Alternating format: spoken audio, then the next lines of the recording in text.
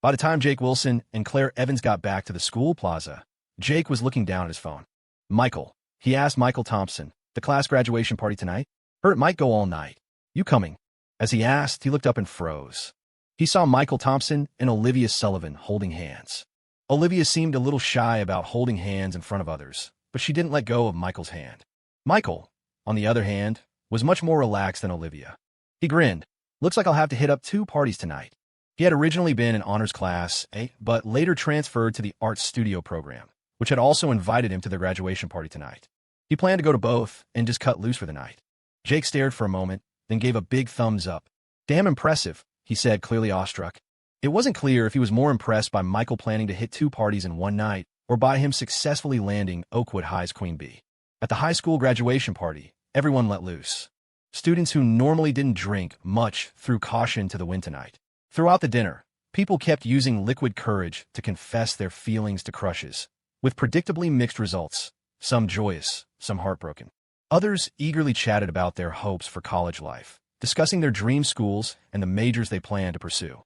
None of this concerned Michael Thompson, however. He'd already made the rounds at both parties and was thoroughly drunk, insisting on performing a blood brother ritual with a potted pine tree in the hotel. Bro, buddy, he slurred, leaning on the plant. We hit it off right away. Enough said. It's all in the drinks. Cheers. Michael Thompson could hold his liquor well, but he wasn't a graceful drunk. He usually controlled himself and never got wasted, but tonight, at the graduation party, he'd let go completely. He'd powered through the art studio program's gathering and then rushed straight over to the honors class A party, ending up in his current state. He started demanding the waiter bring him something. Anything, so he could swear a blood oath with the tree. Jake Wilson, exasperated, tried to pull him away. Who let him drink this much? Michael, snap out of it. You can't become blood brothers with a plant. Jake, perfect timing. Michael Thompson grabbed Jake Wilson, trying to pull him down and kneel too. Come on, all 3 of us. From now on, I'm number 1, he's number 2, and you're number 3. Jake protested. Why the hell should I call a tree my second brother? Fine, then you're number 2. Suddenly, number 3 sounds pretty good. The classmates who were still sober nearly died laughing. During the meal, one of the girls teased Olivia Sullivan. Hey, Queen Bee, aren't you going to get your boyfriend under control? Olivia's face flushed bright red. She sulkily sipped her juice, resolving never to let Michael Thompson drink again. No wonder he never drank when he came over to her house. Once dinner wound down, a group got rowdy, wanted to head to a karaoke bar, and the teachers agreed to go too. Aside from a few shy girls, almost the entire class decided to go. Olivia, are you sure you're not coming? Clare Evans really wanted to go to karaoke and try to persuade Olivia Sullivan. Come with us, it's the last time. We won't see each other after this. Olivia Sullivan shook her head, looking towards the private room where Michael Thompson was sleeping soundly, clutching his second brother. I'm not going. Clare Evans understood she wanted to take care of the drunk Michael and offered to stay.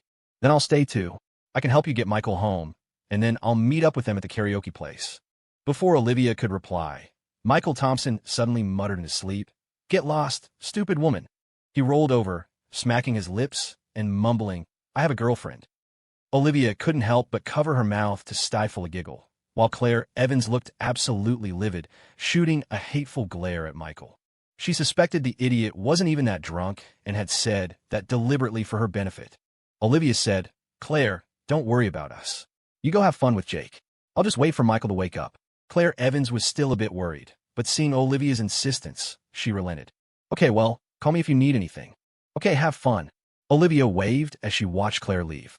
Once it was just her and Michael Thompson left in the private room, she said, slightly annoyed, They're all gone. Get up already. Michael tried to keep up the drunken act, but Olivia pinched his nose shut. His face turned red from lack of air before he finally gave up, slapping her hand away irritably as he opened his eyes. All right, I'm up.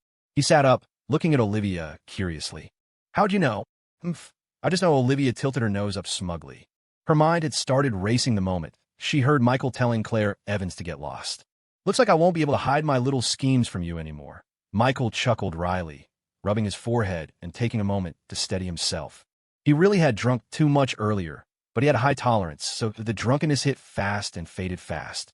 He'd already thrown up in a bathroom once and felt much clearer, though his head was still a bit fuzzy. Michael paused for a moment, then looked around the empty room and smiled. So, it's just the 2 of us now. Yeah, Olivia sat down beside him, leaned in, looked into his eyes, and said seriously, "You can't drink that much anymore." But Michael replied confidently, "There's still one more time in the future. I'll definitely be even drunker than tonight." Olivia started to frown slightly, but then a thought suddenly echoed in her mind, clear as day. The drunkest I'll ever be in my life will probably be at my wedding. "Oh, okay. Then you get one more chance to get drunk." She pressed her lips together, unable to hide her joy. "Just one, understand? Make it count." Michael gave a mock serious salute. "Yes, ma'am." Olivia looked at him, her smile irrepressible. Their hands found each other again, seemingly by accident. "Just the two of us," Michael murmured, gently squeezing her hand, his eyes full of warm laughter as he repeated the phrase. Olivia blushed slightly. "What are you thinking?" "I'm thinking. But let's save it for later, when you're a little older." Olivia realized what he meant and smacked him playfully with her small fist, embarrassed and annoyed. Michael laughed heartily, then pulled her up by the hand. "Come on, I'll take you somewhere." "Where?" Olivia followed him, feeling completely clueless. Michael Thompson held her right hand, cradled his second brother, the potted pine tree, in his left arm, and announced enthusiastically, "Your place." The place Michael Thompson meant wasn't the Sullivan family home in Green Valley, but Olivia Sullivan's apartment near the school. When their taxi arrived after the drive from the hotel in Pine Ridge County, Olivia froze. I don't think I'm ready." The closer they got to her apartment, the more nervous Olivia became. Her words started to tumble out in a stutter. "It's too fast. No matter how you look at it, it's just too fast, even if we're already dating." As they went upstairs and reached her floor, Olivia's eyes reddened and brimmed with tears. She was quite conservative by nature, and although she knew this day would come eventually, she never imagined it would be so soon. Today was officially their first day as a couple. But Michael Thompson had already pulled the keys from his pocket and was about to unlock the door. Olivia Sullivan asked in surprise, "Why do you have keys to my place?" "Borrowed them from Clare Evans today," Michael Thompson explained casually, opening the door and pulling Olivia Sullivan inside by the hand. That Clare Evans. Michael Thompson's inner thoughts were racing excitedly. "I wonder if my gorgeous girl will like it. I've been planning this for over half a year." Olivia Sullivan felt a mix of emotions. Michael Thompson started planning this with her over half a year ago. That perv. She cursed inwardly, but at the same time, she felt conflicted. Is this kind of thing normal for other couples? No. Michael Thompson must just be impatient. Things don't move this fast. They just graduated high school, and today is officially their first day together. But Olivia Sullivan also felt that she and Michael Thompson weren't like other couples. After all, she was definitely going to marry Michael Thompson someday, and they have lovely children. Maybe she should just agree. It was only a matter of time. Just as Olivia Sullivan was starting to waver, she suddenly remembered something. Olivia Sullivan stopped Michael Thompson, stood on her tiptoes, and whispered something in his ear. By the time she finished speaking, her face was bright red. Michael Thompson froze for a second. "What are you thinking? Are you in that much of a hurry?" Who's in a hurry?" Olivia Sullivan stammered shyly, stamping her foot in frustration. Michael Thompson stroked his chin, looking at her with amusement and clicking his tongue. Well, I wouldn't have guessed. Turns out Miss Olivia is quite the eager one. Huh? Can't judge a book by its cover." "I am not. Still, I'm pretty old-fashioned myself.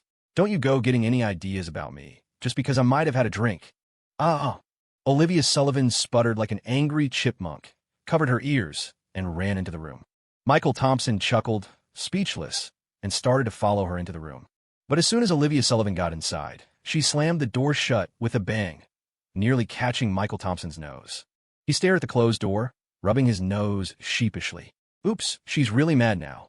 Inside, the lights were off. Streetlights cast a faint, hazy glow through the living room window. Olivia Sullivan had entered the foyer, intending to lock Michael Thompson out, to make him reflect on his behavior. This time she was furious, the kind of angry that couldn't be easily soothed. At least, that's what she told herself. But Michael Thompson had Clare Evans's keys. He could let himself in. Olivia Sullivan pretended to forget this, hoping Michael Thompson would take the hint and be proactive. Pouting, she changed her shoes in the foyer, walked down the short hall to the living room, fumbled for the switch on the wall, and flicked on the light with a click. Turning on the light, she was startled by something in the living room. Right in the middle of the room, in the space between the TV and the coffee table, stood something almost as tall as she was, completely covered by a cloth. What was this? Something new Clare Evans bought? Olivia Sullivan was curious. She lifted the cloth to peek underneath. When she lifted a corner of the cloth, revealing a part of what was beneath in the living room light, her eyes widened involuntarily. This is, Olivia Sullivan murmured in astonishment, eagerly pulling off the entire cloth. As the cloth slid away, the object was revealed completely. A rough, brownish stone exterior encased a smooth texture like jade. Carved into that jade-like core was a beautiful girl with shoulder-length hair tied in a small ponytail. Her gaze lowered gently toward the swaddled baby in her arms. The artwork radiated empathy, allowing onlookers to feel the tenderness, longing, and affection embedded within it, instantly drawing them in and tugging at their heartstrings. Olivia Sullivan gasped, covering her mouth as her eyes grew moist. No one could feel that connection more deeply than she did, because the carved girl was unmistakably her. Although the girl in the statue looked more mature, like an older version of herself, the eyes, the expression, the face, it was all undeniably her. This was an artist's love letter composed for his beloved. "Hey buddy, do you think my gorgeous girl will like it?" Outside Olivia Sullivan's place, Michael Thompson was squatting by the door, talking to his newly adopted little brother. But his little brother couldn't answer him, of course. It was just a potted plant. Couldn't expect too much from a tree. Just then, the closed door suddenly swung open. Michael Thompson quickly stood up, only to see Olivia Sullivan standing in the doorway, her eyes red. Her voice was thick as she said, "Why didn't you come in? Don't you have the key?" Michael Thompson gave an awkward smile as Olivia Sullivan threw her arms around him, burying her face in his chest. She sniffled and asked, "That thing in the living room, is it for me?" "Yeah. Do you like it?" "No, I don't look that old." She spoke petulantly, but the way she clung tightly to Michael Thompson betrayed her words. Michael Thompson looked past her into the room, saw the stone sculpture in the living room, and a look of reminiscence filled his eyes. After a moment, he looked down at Olivia Sullivan in his arms and couldn't help but gently stroke her head. "Because that's the future, I promise you. Someday we'll get married, have our own daughter, our own life. You'll always look this happy, and you'll never regret being with me." He spoke of the future, making a promise to Olivia Sullivan and a vow to himself. In his past life, although he and Olivia Sullivan had loved each other deeply, he had ultimately neglected his family somewhat. Michael Thompson didn't know if the Olivia Sullivan from his past life had ever, even for a moment, regretted marrying him. Being together wasn't always about blissfully sticking close. Over nearly 20 years of marriage, there were bound to be rough patches and minor frictions. But Michael Thompson had never considered leaving Olivia Sullivan, and she had never voiced any dissatisfaction. The past Olivia Sullivan had been too reserved, always keeping things bottled up inside, never speaking out. So, often, Michael Thompson had only realized belatedly that he'd been neglectful of his wife's feelings, and he always felt guilty about it. Olivia Sullivan leaned against Michael Thompson's chest, listening to his heartbeat. She asked him, "Will you always be by my side?" Michael Thompson chuckled. "Well, I have to go to work, to support you." Olivia Sullivan wheedled, "Don't go to work. I'll definitely be rich someday. I'll support you. Wouldn't that make me a kept man? It's fine if you're living off me." "Oh yeah? Then it's a deal." "Uh-huh. I'll work hard to support you and the baby." Michael Thompson watched her earnestly clenching her small fists, chuckled, and shook his head. The next morning, when Michael Thompson woke up, he found himself in an unfamiliar room. A pleasant, somewhat familiar scent hung in the air. The wallpaper was a very girly pink, and the whole room was neat and clean with brown wooden floors. There was a bookshelf against the wall, next to a large rectangular desk with a computer on it. Several stuffed animals were arranged on the soft bed. Michael Thompson knew one thing for sure. This wasn't his room. So where was he? His hangover hit him, his head pounding. Michael Thompson struggled to sit up, and then noticed something extra in his arms. It wasn't one of those situations where he threw off the covers to find a gorgeous girl lying on his chest. Instead, what he'd apparently cuddled all night was a small pine bonsai. The soil from the pot had spilled onto the bed, and Michael Thompson was covered in dirt. TSK. Damn. Michael Thompson smacked his forehead, annoyed. He was starting to remember last night. He hadn't blacked out completely. He recalled most of it. He performed a blood brother ritual. With a tree, in front of all his high school classmates. He didn't even remember how he'd managed to sneak the decorative bonsai out of the hotel.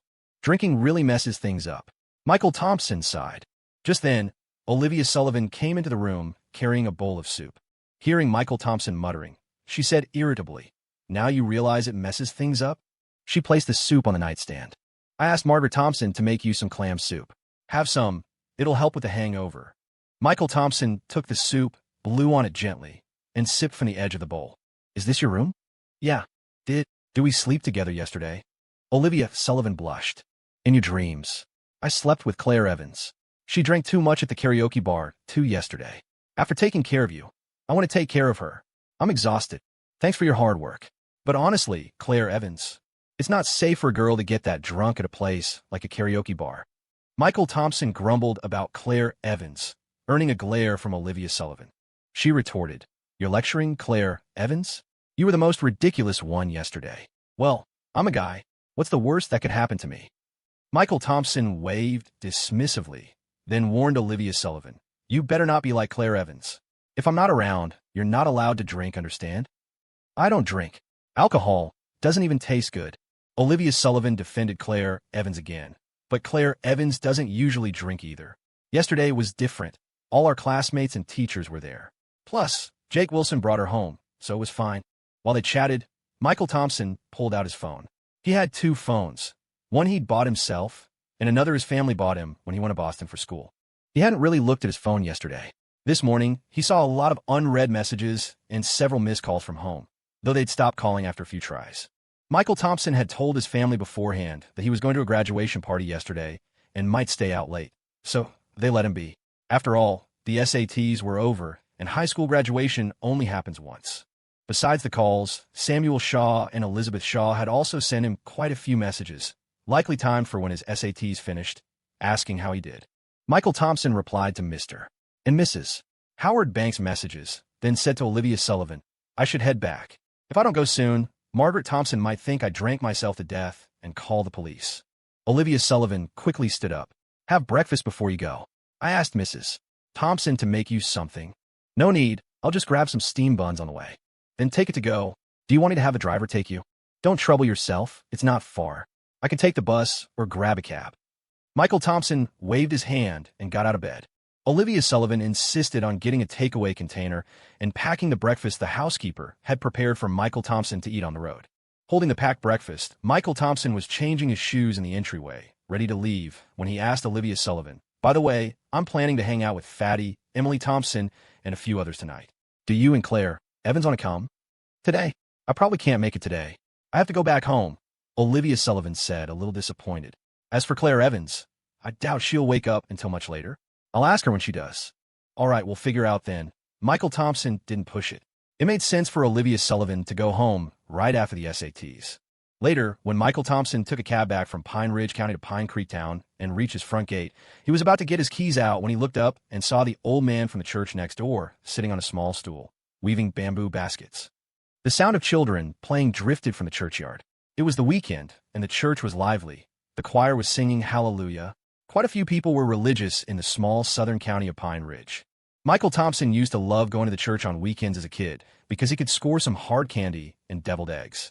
The old man from the church next door saw Michael Thompson too and grinned, revealing the few teeth he had left. Back? Your mom said you went for the SATs. Yeah, just got back from the SATs. Michael Thompson decided not to rush inside and squatted down beside the old man, chatting cheerfully. Mister, Sunday, it's so sunny out here. Why aren't you inside? You'll get sunburned. Too many kids inside. Can't get any work done.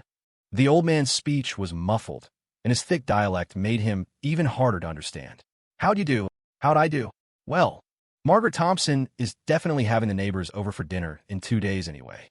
You should come, Michael Thompson said with a grin. The old man chuckled. You rascal. Always been full of hot air since you were a kid. Michael Thompson. Can we even have this conversation? Big bro. Just then, Michael Thompson heard a familiar voice. He looked up to see his little cousin running excitedly towards him from inside the church. She ran a few steps, looked back, then ran back to grab a little boy's hand and pulled him along. The little boy was, naturally, her Lucas Mitchell. The cool little kid looked just as cool today, showing none of the pitiful state he'd been in after his little cousin beat him up until he admitted he was her boyfriend. Big bro, give me money. His little cousin held out her hand as soon as she reached Michael Thompson. Michael Thompson said generously, What do you want? Big bro will buy it for you. You can't buy it, big bro. Lucas Mitchell has to buy it, his little cousin declared righteously. Lucas Mitchell says you need a ring to get married, but rings are really expensive. Big bro, can you chip in? Michael Thompson didn't know whether to laugh or cry. Still, figuring it was just the innocence of a child's words, he crouched down, pinched his little cousin Emma Thompson's chubby cheek, and teased, "Around here, it's the mother-in-law who buys the ring for the daughter-in-law." Emma Thompson tilted her little face up, asking doubtfully, "Really?" Michael Thompson nodded. "Of course. Okay, I get it." Emma Thompson pumped her little fists, full of determination. Then she grabbed Lucas Mitchell's hand, pulled him towards the door, and didn't forget to wave her chubby little hand at Michael Thompson. "Bye-bye, big cousin." Michael Thompson waved back. "Remember to come back for Thanksgiving dinner." Okay. By the time Michael Thompson got home from church, he saw Margaret Thompson of ING vegetable stew in the yard as soon as he entered.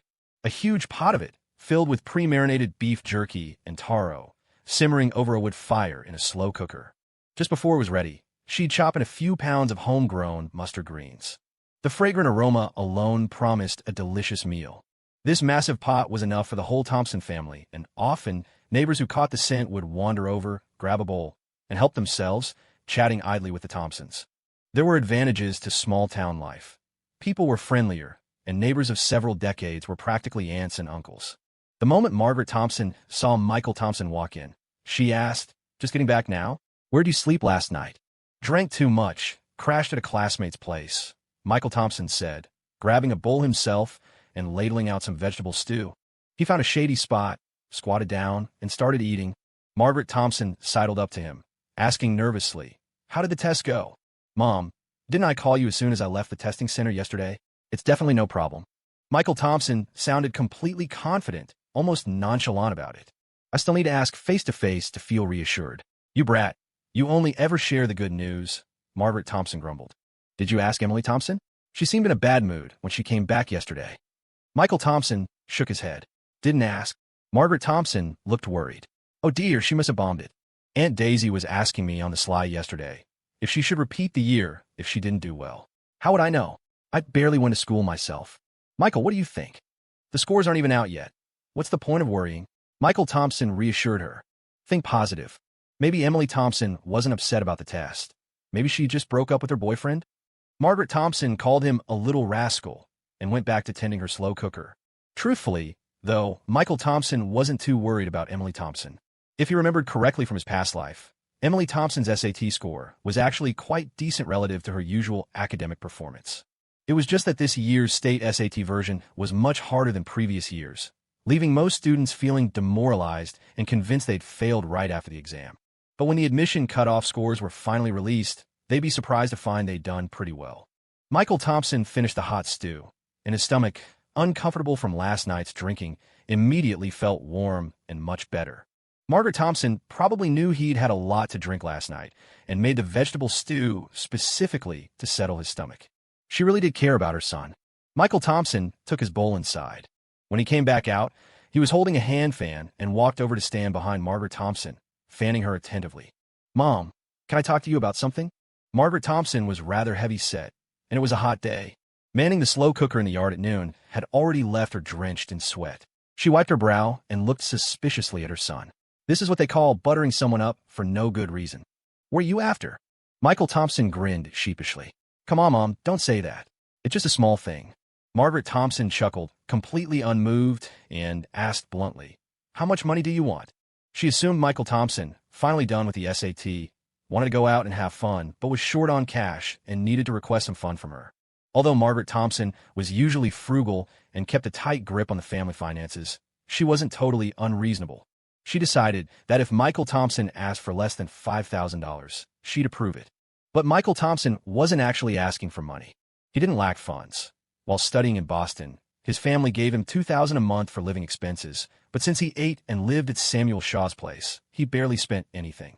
Plus, he'd won prize money from previous competitions, none of which Howard Banks had touched. It was all given to Michael Thompson to manage himself. It wasn't a huge amount, but it was enough for his needs. Michael Thompson waved his hand. "Money? Why make it awkward between us, Mom?" Margaret Thompson's gaze grew even warier. Hearing him say that, she figured $5,000 wouldn't cut it. She said, "You don't want to buy a car, do you? Let me tell you, forget it. You could drive Robert Thompson's old one. We have a bit more money now, but that doesn't mean you can waste it. We'll talk about a new car after you graduate college." "Can I get a word in?" "Go ahead." Michael Thompson continued fanning her. "It's nothing major, really. I might bring someone home in a couple of days for you and Dad to meet. Margaret Thompson instantly relaxed, sitting back down on her small stool and feeding firewood into the slow cooker's firebox. So just bring them over, what's the big deal? I'll make a nice spread. A friend of yours? Michael Thompson handed her some dry twigs and said casually, my girlfriend. Margaret Thompson, who had been reaching for the twigs, froze. Her hand stopped midair, and she whipped her head around, eyes wide, staring at him. What? The shout was deafening. Michael Thompson covered his ears, looking innocent. Mom, why are you so surprised? Margaret Thompson sputtered. Why am I so surprised? When did you get a girlfriend? Just yesterday. Yesterday? You got a girlfriend yesterday, and you're already planning to bring her home today. Is she not welcome? In that case. Wait. Margaret Thompson forgot all about the firewood. She fished her phone out of her apron pocket and started dialing. Hello, Uncle Ben Thompson. Get back here right now. Fishing? What fishing? Just toss the rod in the river and get home. Something huge has happened. Your son is bringing home a daughter-in-law. A short while later, in the Thompson family living room, Michael Thompson sat like a prisoner under interrogation on a small stool behind the coffee table, while Robert Thompson and Margaret Thompson sat opposite him on the sofa. The couple glared fiercely at their son. Margaret Thompson slammed a feather duster on the coffee table, her eyebrows practically standing on end. All right, spill it. Confession brings leniency. Robert Thompson cleared his throat, signaling his wife not to overreact. The boys graduated. It's perfectly normal to have a girlfriend. Our son is so outstanding, it's only natural for girls to have their eye on him. Michael Thompson nodded in agreement. Exactly. I take after Dad in that respect. Father and son exchanged a glance, recognizing the mutual admiration in each other's eyes. Margaret Thompson was still a little torn. Deep down, she still saw Michael Thompson as just a kid attending Oakwood High School. Dating at Oakwood High? Wasn't that too young? What infuriated her most was that, fine, the little brat was dating young, but he even informed them about a parent-teacher conference himself, and he was planning on bringing someone home already? Wasn't he just asking for trouble? Margaret felt she'd be failing her duty as a mother if she didn't give Michael a good talking to. But after Robert Thompson spoke, it belatedly dawned on her that Michael had already graduated from Oakwood High and was officially an adult. He was old enough to be responsible for his own actions. Robert Thompson, by contrast, was much more open-minded and even asked Michael curiously, So, whose family is the girl from? How did you two meet? Michael answered honestly, Dad, she was my classmate at Oakwood High. From Boston? No, Oakwood High, right here in Green Valley. She was in honors class A with me. Oh, Robert Thompson nodded, paused for a moment, then asked again, curious, so when are you planning to bring her home? Should your mom and I give her a gift the first time she visits? Margaret protested. I haven't agreed to anything yet. Michael sidled up to her. Mom, should I go break up with her right now? Margaret was speechless. He continued with a perfectly straight face. I'll just tell her my mom doesn't approve of us. That my mom is exactly like those evil mothers-in-law from the TV dramas, and no girl who gets involved with me will ever have a happy ending. Although, I think you should act more like those wealthy wives in the dramas. Find my girlfriend, pull out a big stack of cash, and say coldly, take this $1 million and leave my son. Wouldn't that have more impact? Margaret knew her son was just teasing her, never serious with his words. She couldn't help but swat him on the head, half laughing, half annoyed. When you were born, I shouldn't have given you that mouth. Michael rubbed his head and grinned. Margaret said huffily, I bet some girl confessed to you, and you just went along with it. Now you're eager to bring her home, but maybe the novelty will wear off in a little while. Mom, I confessed to her, Michael said, shaking his head. And it wasn't on a whim. I've liked her for a long time. Margaret asked, how long? A really long time. Long enough that I feel like she's the one for me, Michael said, his tone completely serious. If she were just a girlfriend, I wouldn't be bringing her home. Margaret had been about to say something along the lines of, what do kids know about love? He felt strongly now, sure, but he'd graduated high school. Once he went off to college, they might be long distance. Who could predict what would happen years down the line? A flurry of thoughts went through her mind, but when she saw the look on Michael's face, the words caught in her throat. Her son, usually so flippant, talking back without respect, acting like nothing mattered. But this time, his expression was exceptionally earnest. When he spoke of the girl, his eyes seemed to smile, and his whole demeanor changed. Margaret could only swallow the words she'd been about to say. You're grown up now, she said resignedly. I can't control you anymore. Michael immediately broke into a smile, but she couldn't resist adding a dose of cold water. But if you start bringing home a different girl every few days, you'll face the consequences. Robert Thompson stepped in to smooth things over. All right. Our son's a good kid. Don't worry about that. You should go check on the vegetable stew in the yard. I think I smell something burning. Michael looked displeased. Hey, why the insult? Oh no, shoot. Margaret suddenly remembered the vegetable stew simmering outside and quickly got up to head into the yard. Just before leaving the room, she turned back to Michael. Right, when you bring the girl over, make sure to tell us in advance, okay? Don't just show up with her unannounced. Michael laughed and nodded. Got it, Mom. Michael wanting to bring Olivia Sullivan home wasn't a spur-of-the-moment decision. In his past life, Robert Thompson had passed away early, and Olivia and Margaret Thompson had only met a handful of times, usually just sharing a turkey dinner. Not having properly introduced Olivia to his parents had always been a significant regret for him. So, in this life, he was determined to make up for it. He had brought Olivia home before for this reason, but back then, they weren't dating. She hadn't come to the Thompson family as his girlfriend. This time, Michael wanted to introduce Olivia to his family as his girlfriend.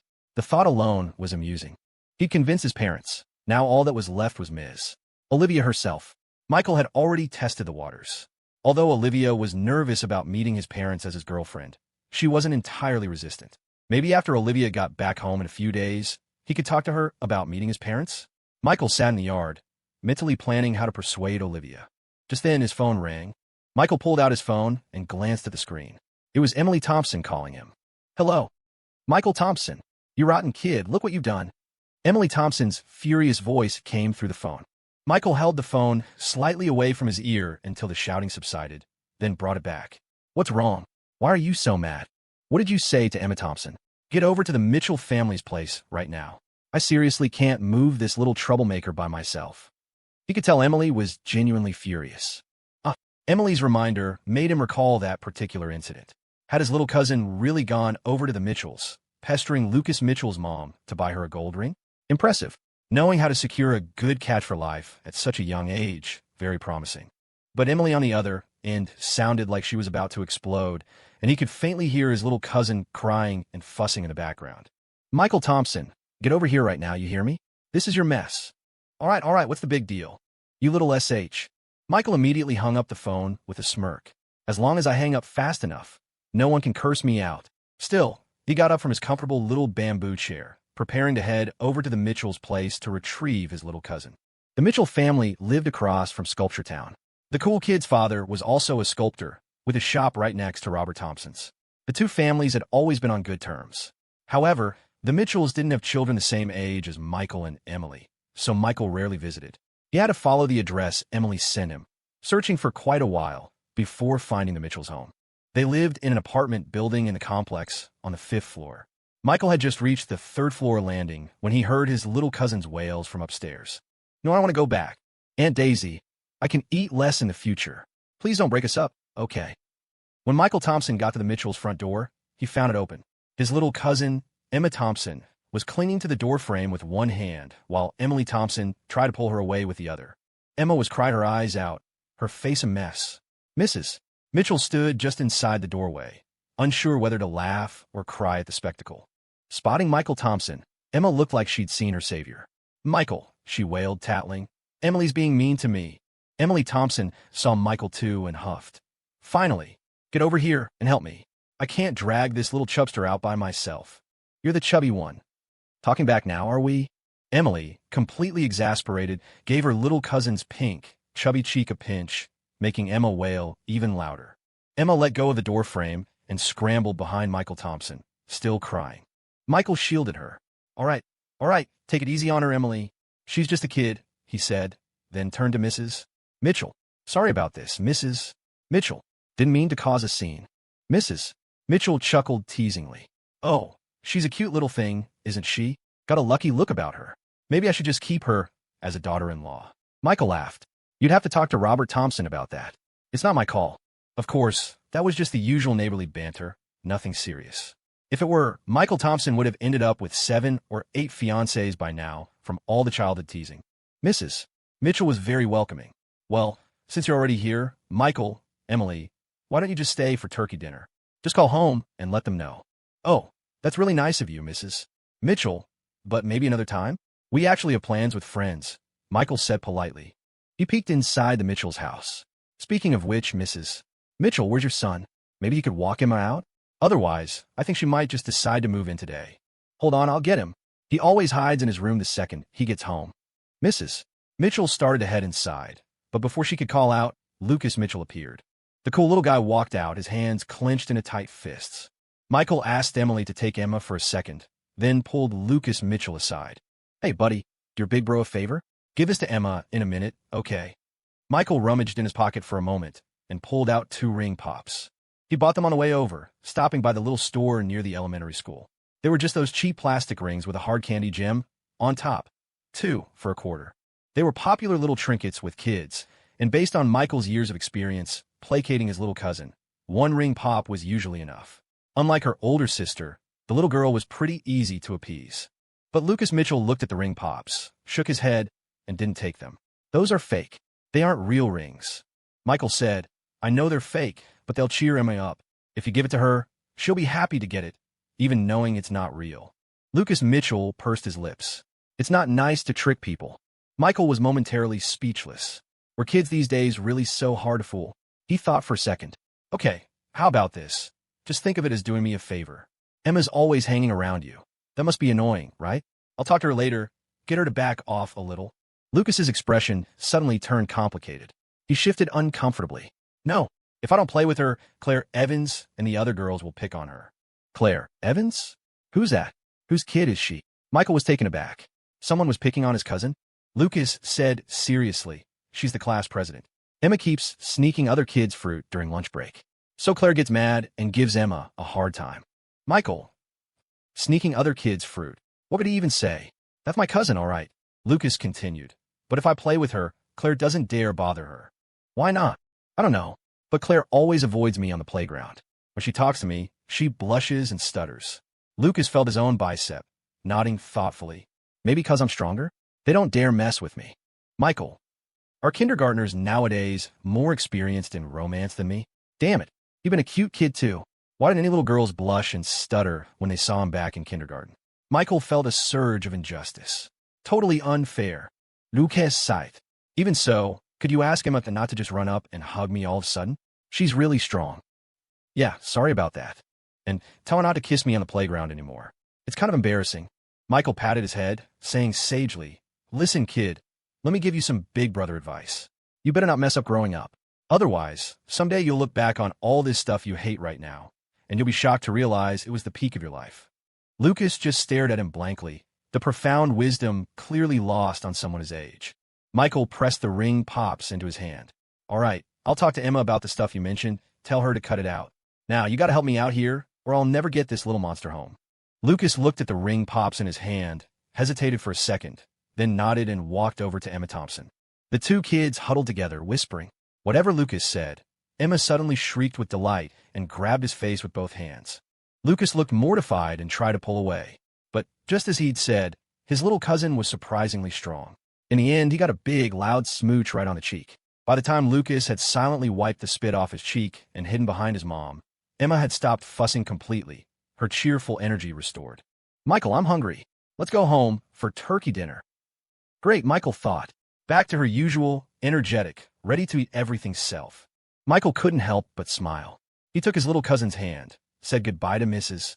Mitchell and Lucas, and left with Emily and Emma in tow. On the way home, Emma didn't want Michael holding her hand anymore. She walked hunched over, carefully clutching something precious in both hands. Seeing her sister walking like she was smuggling contraband, Emily sidled up to Michael and asked grumpily, Okay, what brilliant idea did you come up with this time? Michael protested indignantly. Hey, what do you mean brilliant idea? I spent forever trying to drag that stubborn little mule home, and nothing worked. What did you say to get her to come back so quietly? Emily demanded. I saw the Mitchell kid give Emma something just now. Was that from you? Ring pops. 2 for a quarter. Want one? We can swing by the elementary school on the way back. I'll get you one too. Michael grinned and recounted what had happened. After hearing this, Emily Thompson complimented sarcastically. You're really good at phoning it in. You could have at least carved a little ring out of scrap from the Thompson workshop, right? Didn't Dad teach you how to do that? Wouldn't that be a waste of time? Besides, the stone could easily break, and if it did, she'd probably cry again for a while. Forget it, you lazy bum. Emily Thompson assumed the treasure her sister was cherishing so carefully was just a cheap candy ring, so she didn't think much more of it. She just wondered if, when Emma Thompson grew up and understood things better, she'd be angry knowing her favorite Michael Thompson had fobbed her off like this when she was little. Emily Thompson and Michael Thompson didn't discuss their younger cousin further, treating it as a childish spat. They started talking about where to get dinner that evening, heading towards the Thompson family home as they chatted, younger cousin in tow. Meanwhile, at the Mitchell family home, after Michael and his sister had left, Mrs. Mitchell and Lucas Mitchell went inside and closed the door. In the living room, Mrs. Mitchell was still on the phone with her husband, laughing as she recounted the amusing incident. You know, Robert Thompson's youngest daughter really is adorable. He sure knows how to have kids. Both his daughters are incredibly beautiful. Oh, come on. How can you take what kids say seriously? Of course, I know that. Right? Jake Wilson's son was here today, too. Yes, that Michael Thompson. Wow. The Thompson family is really something else now. It's like a windfall landed on them, and on top of that, a true prodigy showed up in their family. There was undeniable envy in Mrs. Mitchell's tone as she spoke to her husband. She was using local Green Valley slang, saying a prodigy showed up in someone's family meant that family had produced someone successful and promising. Michael Thompson's mother, Margaret Thompson, was great in every way except for one annoying habit. She loved to brag. When Michael used to get good grades, she loved showing off. Later, when Michael suddenly wanted to study art, she initially kept it quiet, afraid to tell anyone. But now that Michael was winning award after award, she felt it was fine again. Nowadays, she loved wandering over to Sculpture Town whenever she had free time, telling everyone she met. Mrs. Mitchell and Margaret Thompson were on good terms. At first, she thought Margaret Thompson, while nice, was just bragging about her son. But just a couple of days later, the Green Valley Evening News reported that Michael Thompson had won the New Artist Award at the Chi-Bai-Shur Awards. Although Sculpture Town had town in its name, it was only about the size of a large city neighborhood with around 100 businesses. News traveled fast, and soon everyone knew the Thompson boy was in the newspaper. People started saying the Thompsons were really going places, that they were going to produce someone truly great. Without Michael Thompson even knowing it, he had already become a minor celebrity in Pine Creek Town. Mrs. Mitchell vividly recounted the recent events to her husband for quite a while before finally hanging up, still wanting to talk more. She turned her head and saw her son, Lucas Mitchell, standing beside her, looking at her somewhat anxiously. Mrs. Mitchell thought her son was worried that what happened earlier had made her angry. She smiled and said, "Lucas, Mommy's not angry. You can play with little Emma Thompson in the future, but you can't stay out too late, understand? Okay, good boy. Do you want barbecue ribs with vegetables for dinner tonight? Okay." Mrs. Mitchell got up to go to the kitchen. Only then did she notice her son was clutching something in each hand. Curious, she asked, "What are you holding?" Lucas Mitchell hesitated, then opened his hands. In his small palms were 2 candy rings. The older boy from earlier gave them to me. Mrs. Mitchell didn't think much of it, just thought Michael Thompson was good at pleasing kids. She reminded her son, "You can't eat them now. We're having turkey dinner soon." "I don't like candy." "Good boy. Then share them with your friends at school tomorrow." Mrs. Mitchell bent down and gently pinched her son's cheek, then went into the kitchen with a smile. Lucas Mitchell held the ring pops, conflicted for a moment. Who should he give the candy to tomorrow? He couldn't give candy to Emma Thompson.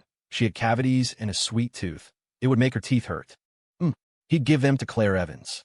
Both of them. Maybe she'd stop bullying Emma Thompson then. A certain popular kid made a decision he would regret for the rest of his life. That evening, Michael Thompson, Emily Thompson, and Jake Wilson, 3 childhood friends, went out for dinner together. They weren't picky and found a stall at one of the open-air food markets along the Green River in Pine Creek Town. Back in 2011, these kinds of open-air food stalls were very common. Every summer in Pine Creek Town, they stretched all along the Green River from near Michael Thompson's house all the way to the stony beach outside Sculpture Town. On hot summer nights, enjoying the cool river breeze, looking at the night view of the river, eating stir-fry and barbecue, and drinking ice-cold beer was quite enjoyable.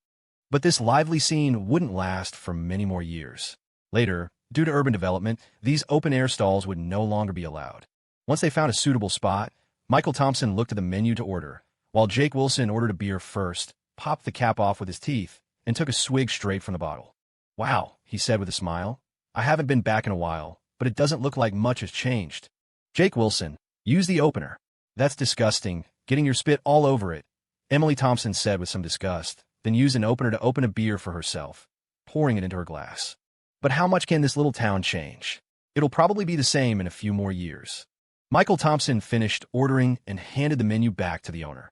Hearing Emily's comment, he shook his head. Not necessarily. If the stone carving business ever goes bust, this town will become like a ghost town. Don't jinx it. Emily Thompson shot him an annoyed glance. Have you forgotten what our families do for a living? How can you say something like that? Michael Thompson smiled without replying, though privately he thought differently. Right now, the stone carving industry really was booming. An apprentice who had just finished a 6-year term could earn tens of thousands a month working as an assistant in someone else's shop. This small southern town had half its population coming from outside provinces like Southern California, the Northeast, or Yinchuan in the Northwest, all making a living here. But in just a few years, merely being grazed by a seemingly unrelated policy would be fatal to this industry. Right now, many people in Pine Creek Town had borrowed large sums of money to stock up massively, planning to sell slowly. With the market doing well now, it wasn't a problem. But in a couple of years, because of a certain policy, valuable stone artwork would become hard to sell for a period. For many, once their cash flow broke, the high interest rates alone would be enough to suffocate them. Some people couldn't handle it and started selling off stock at low prices to plug the holes. As a result, these price drops completely disrupted the previously stable market. Some who had been waiting on the sidelines saw the value of their stock decrease and panicked, selling off their inventory. The outcome was predictable. In his previous life, the Thompson family had fallen into this trap, and things ended up pretty badly. Uncle Ben Thompson, who was doing the best now, ended up tens of millions in debt. His other uncle was also heavily in debt. Michael Thompson's immediate family was okay. They didn't have debts and weren't significantly affected. But the valuable inventory left by Robert Thompson became difficult to sell. Eventually, after Michael Thompson made his own fortune, he kept his father's things as mementos, never thinking of selling them. At that time in Pine Creek Town, the outsiders had all left to find work elsewhere, and the once bustling small town became like a ghost town. But in this life, Michael Thompson naturally wouldn't let that happen. At the very least, he had to ensure his own family would be all right. If Michael Thompson were to tell Emily Thompson and Jake Wilson these things now, they definitely wouldn't believe him. Not that Michael had any intention of saying anything. For now, he just focused on eating and drinking with them, smiling as they chatted about their plans for the future. I wonder when the SAT scores will come out, Emily Thompson sighed, looking dejected. I definitely bombed it this time. I don't even know if I'll get into a second-tier college. The three of them had just graduated high school and taken the SATs only the day before yesterday. So naturally, the conversation revolved around topics close to their hearts. Emily Thompson wasn't someone with grand ambitions. She wasn't picky about colleges, just hoping for a decent one. Getting a bachelor's degree and eventually returning to a small place like Pine Ridge County for a civil service job seemed like a decent plan. However, she was inherently restless, a fact she hadn't even recognized in herself yet. When she heard the Thompsons suggest a civil service career was a good path, she agreed. But that kind of job wasn't suited for her. Michael knew from his past life that Emily had struggled for 2 years after college to pass the exam, only to quit lightning fast after just 3 months. In his past life, Michael Thompson had also aimed for a local state university, Jiang Provincial University, but hadn't gotten in due to his SAT performance. This time around, however, his admission to the Rhode Island School of Design was practically guaranteed, so unlike other recent graduates, he wasn't anxiously awaiting his scores. Jake Wilson tried to console her. Don't worry about it. I looked it up online, and everyone's saying our year had the hardest test in a decade. The questions were brutal. You might feel like you bombed it now, but maybe your scores will turn out great when they're released. I hope so. Emily Thompson still couldn't cheer up. She turned to Jake. What about you, Jake? Have you decided where you want to go? I was originally hoping to go to college in Boston with Michael, aiming for Capital Teachers College, he said with a wry smile. But seeing how tough the test was this year, that's probably not happening. Hearing this, Emily Thompson's eyes suddenly lit up, and she changed her tune. You guys are both going to Boston? Then I'm not staying in Jiang Province either. I want to go to college in Boston too. Jake Wilson was instantly pleased. That's great. If you come to Boston too, Emily, the three of us can look out for each other there. Michael Thompson grinned. Sound good.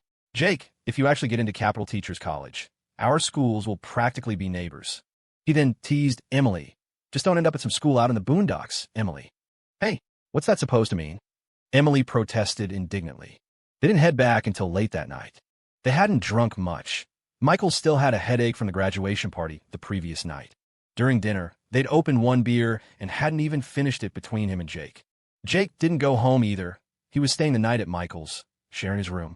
When Michael Thompson finished his shower and returned to his room, he found Jake Wilson had pulled up a chair by the windowsill, intently staring at the pine bonsai plant sitting there. Seeing Michael, Jake immediately exclaimed, "Michael, why'd you bring this thing back?" "What do you mean, this thing?" "That's your Uncle Ben Thompson." Michael retorted, feigning indignation. "What kind of little brother are you? Don't you even greet your Uncle Ben Thompson when you see him?" "You're really not letting this joke go, are you?" Jake Wilson said, exasperated. Michael sighed helplessly. "I had to pay $200 for it. I can't just ditch it, can I?" The hotel had made him pay $200, money Olivia Sullivan had actually fronted for him. So he decided to treat the plant as a gift from his girlfriend, something to keep as a reminder. He crouched down to rummage through his closet for clothes, having just come out of the bathroom wearing only boxers. Jake Wilson stared at Michael Thompson's bare back for a long moment, looking like he wanted to say something but was too embarrassed. Michael noticed and turned around to face Jake, annoyed. "What the hell's wrong with you, staring at me like that? Just say what you want to say." "No, it's nothing really." Jake stammered for a while.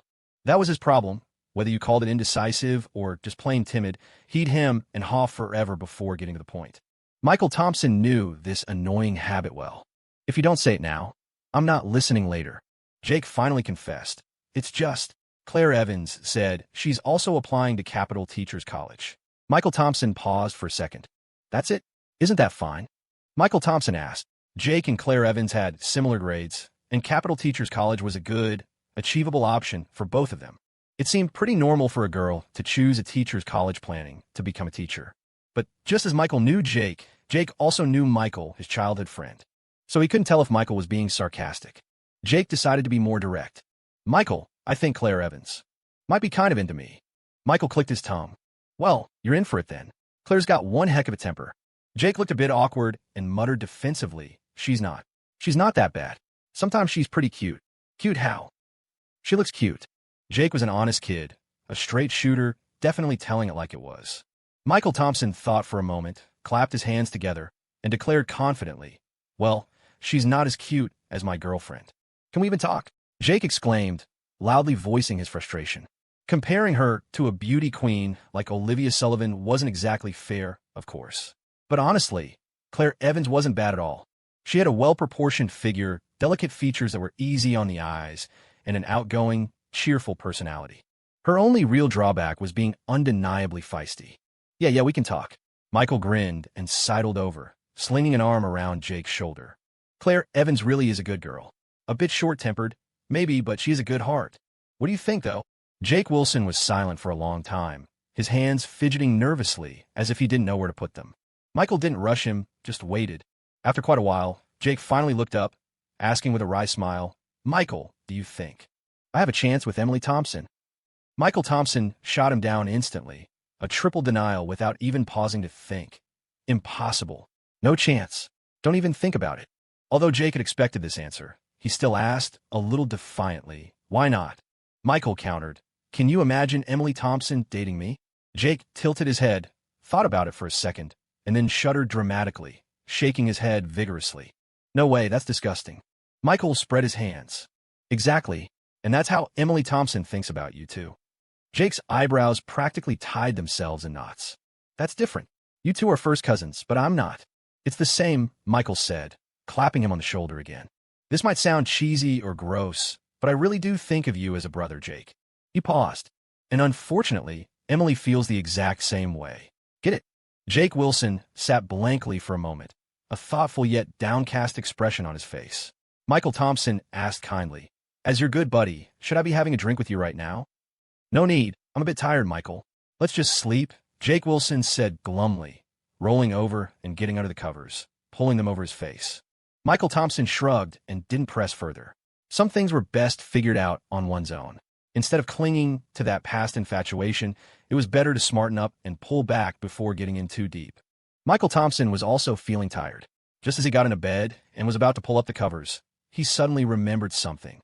He yanked at the blanket frantically, cursing, "Damn it, Jake Wilson, you son of a bitch. You got into my bed without even showering? Get the hell out and wash up." The SAT finished on June 10th, but the results wouldn't be out until the 23rd, and report cards were distributed at school on the 25th. During this time, other graduates might have been partying wildly, but Michael Thompson wasn't. After resting for 2 days, his life returned to pretty much normal. Every day involved drawing and carving. Occasionally, after a mining day at the Thompson family mine, he'd wander over there and use his steadfast skill to find some high-quality raw materials among the ore. The Thompson family mine primarily made money in 2 ways. One was through high-value raw stones with decent appearance and integrity, which were sent to the Heritage Art Gallery in Sculpture Town for regular auctions. The other was the fragmented material from blasting, usually sold to buyers at a fixed price per cubic meter. A cubic meter of stone weighed about 2 or 3 tons, and the exact price depended on the overall quality output of the mine. These fragments usually contained some decent smaller pieces, so buyers could generally make some profit, but it required significant labor costs to sort through, a profit the Thompson family didn't pursue. The raw stones extracted from their family-contracted mine were generally of excellent quality. Michael Thompson had been quite satisfied with his finds after a few visits. The only downside was that the mine produced wax stone varieties like foam-min green, foam-min yellow, and lamplight jelly, all excellent materials for seals, but rarely used for large pieces, and large, high-quality pieces were rare. Michael Thompson preferred creating larger decorative pieces, like house-guarding sculptures, but without suitable material. Carving small seals at home became a way to pass the time. Although he treated them as practice pieces, the materials were all high quality, worth at least 5 figures. Of course, before Michael Thompson identified them, they were just small, leftover scraps worth only a few hundred or maybe $1,000. After all, besides Michael Thompson, no one could guarantee that a purchased raw stone would reveal good material inside once cut. So, when the elders saw him taking them, they didn't think much of it, assuming it was just for practice. Michael Thompson carefully stored these carved seals, leaving the bottoms unengraved to make them suitable for future gifts. In this day and age, gifting cigarettes or alcohol might seem tacky, but giving a seal made of fine material was considered quite elegant, a refined tradition inherited from ancient scholars and emulated by some wealthy families today. Michael Thompson prepared the best seals for both Samuel Shaw and Elizabeth Shaw, planning to give them as return gifts when he went back. He thought for a moment, and also prepared a lion paperweight made of Green Mountain wax stone for Arthur Sullivan. Although the man might not care much for it, expressing goodwill now and then was always a good idea. From the day after the SAT until the day report card were handed out on the 25th, Michael Thompson and Olivia Sullivan talked on the phone for hours every day, but they only met in person once. That meeting only happened because he used the excuse of delivering the paperweight to Arthur Sullivan to see Olivia Sullivan. Olivia Sullivan was going through a tough time recently. Her parents were divorcing. Because of the incident with Ethan Sullivan, the couple, who had long lost affection for each other, had finally reached a breaking point. This issue had actually started brewing back when Michael Thompson went to Boston for school. Arthur Sullivan had suppressed it to avoid affecting Olivia Sullivan's mood during the SATs, but now that she had graduated, the matter couldn't be hidden once she returned home. The divorce between Harold Sullivan and Clare Sullivan was inevitable. The main conflict now revolved around dividing assets, escalating to the point of legal battles. Michael Thompson felt sorry for her and had thought about taking Olivia Sullivan out to relax and clear her head. But during their meeting, when he delivered the paperweight, she clearly wasn't in the mood, leaving him feeling a bit helpless. They just had a simple meeting and meal before Michael Thompson took her back home.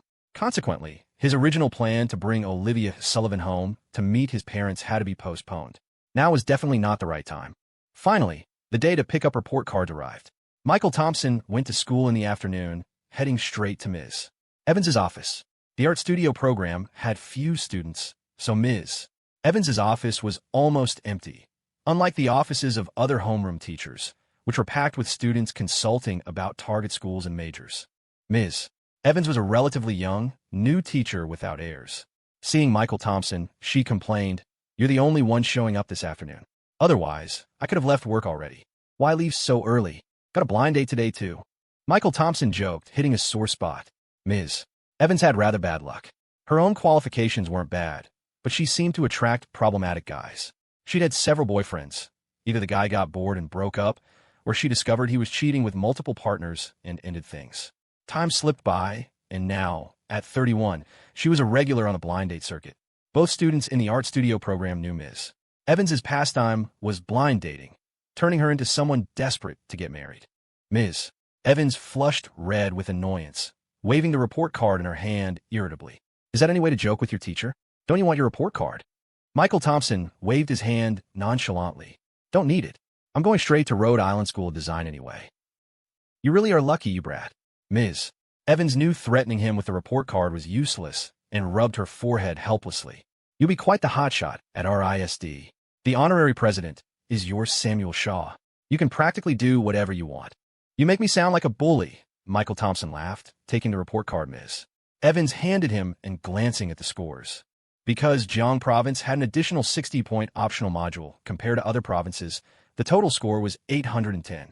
Michael Thompson's score was 770.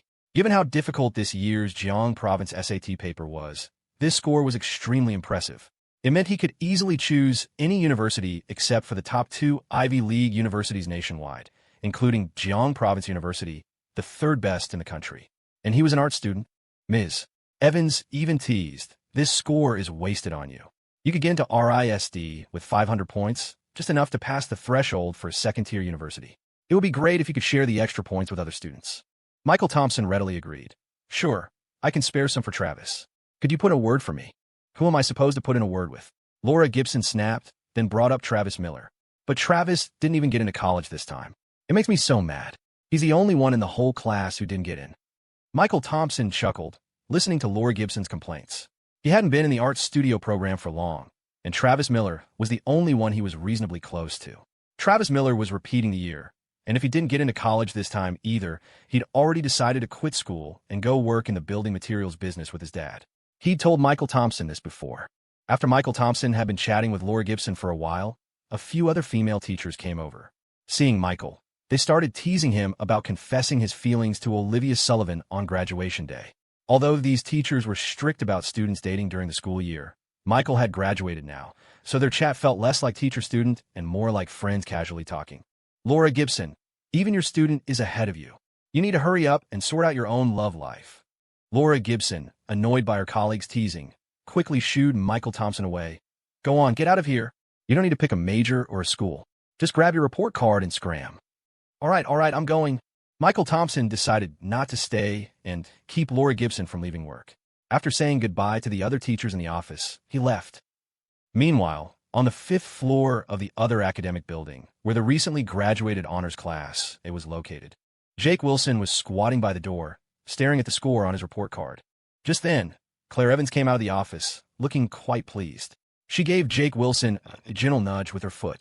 How'd you do? 657, Jake Wilson said with a wry smile.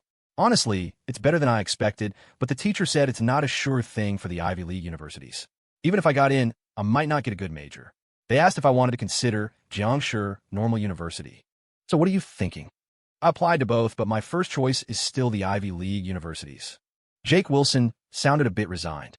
With a score like that, stuck in the middle, there wasn't much else he could do. He looked at Clare Evans. What about you? Clare Evans beamed and showed him her report card. Ta-da! 660. That's only 3 points higher than me. Still higher than you. Clare Evans lifted her chin smugly. Jake Wilson just chuckled helplessly. There were no seats in the hallway, so she smoothed the back of her skirt and sat down next to Jake Wilson without hesitation. Jake Wilson scooted over a bit, and Clare Evans immediately scooted closer to him. He scratched his head awkwardly and stammered, changing the subject. Hasn't Olivia Sullivan come out yet? Clare Evans noticed his slight movements and grinned mischievously. She should be out soon. Olivia Sullivan, you did very well this time. Barring any surprises, it looks like our school will finally have the city's top score this year. In the office, Mr. Wilson praised Olivia Sullivan, a proud look inevitably showing on his face. It was the first time since he started teaching that his class had produced the city's top scorer. Plus, Oakwood High School had always ranked near the bottom among the key provincial high schools in Green Valley. This was a real moment of vindication. Other teachers and students from different classes were also in the office, and hearing this, they all looked over with envy. Olivia Sullivan looked at her report card, her eyes smiling, feeling very pleased. There was a sense of relief, knowing that all her hard work over the years hadn't been in vain. Behind her, one of her classmates came over and asked eagerly, Olivia, have you decided which university you want to go to? The one who came over to chat was the former class monitor, Gregory Wilson. Gregory Wilson had also done very well this time, unexpectedly well even, and he couldn't help feeling a bit smug. He said to Olivia Sullivan, which university are you applying to? Maybe we'll end up being college classmates. Picked your major yet? His overly familiar tone and attitude made Olivia Sullivan frown slightly. She felt a bit uncomfortable. Before she could speak, however, Mr. Wilson tactfully interjected, Gregory, you did well too, but Harvard University might still be a bit of stretch. Gregory Wilson was momentarily stunned, then his expression darkened. Harvard University. With his score, he really couldn't get in. He had thought maybe he had a chance. But Gregory Wilson didn't give up. He deliberately said, speaking of which, that guy Michael Thompson must have really embarrassed you the other day, right? Doing something like that in front of so many teachers and students. But don't take it too hard. That's just how he is, like some kind of punk. It sounded like he was making excuses for Michael Thompson, but he was actually trying to stir up trouble. Pretty much the whole school knew about Michael Thompson's confession back then. But Olivia Sullivan hadn't given any response at the time. Plenty of guys in high school liked Olivia Sullivan, and Gregory Wilson was one of them. Although he knew he almost certainly didn't stand a chance. Seeing someone else win the prize made him grit his teeth in frustration. Especially since he didn't think Michael Thompson was any better than him. For a guy like that to dare confess, wasn't he just asking to be laughed at? But before he could get out another snide remark, slap! Olivia Sullivan suddenly slammed her hand on the desk, glaring at him furiously. Gregory Wilson was baffled by her glare, feeling a little unnerved. But Olivia Sullivan looked around at all the people, swallowed her anger, finished filling out her target university and first-choice major, then stood up to leave. Mr. Wilson, I'm done filling this out. I'll head back now. Mr. Wilson had wanted to chat a bit more with his star student, but seeing the situation, he just said, all right then, you head back first. Goodbye, Mr. Wilson. Olivia Sullivan gathered her things to leave. Gregory Wilson quickly interjected. Let me give you a ride back. My dad's here with the car. You're heading back to the city, right? It's on the way. No, thank you. Don't be polite. We're classmates. Gregory Wilson blocked Olivia Sullivan's path. Olivia Sullivan had been frowning, looking quite unhappy, but suddenly her eyes lit up as she saw something, and a smile appeared on her face. Gregory Wilson thought she was smiling at him. Before he could feel happy about it, a hand suddenly clamped down on his shoulder.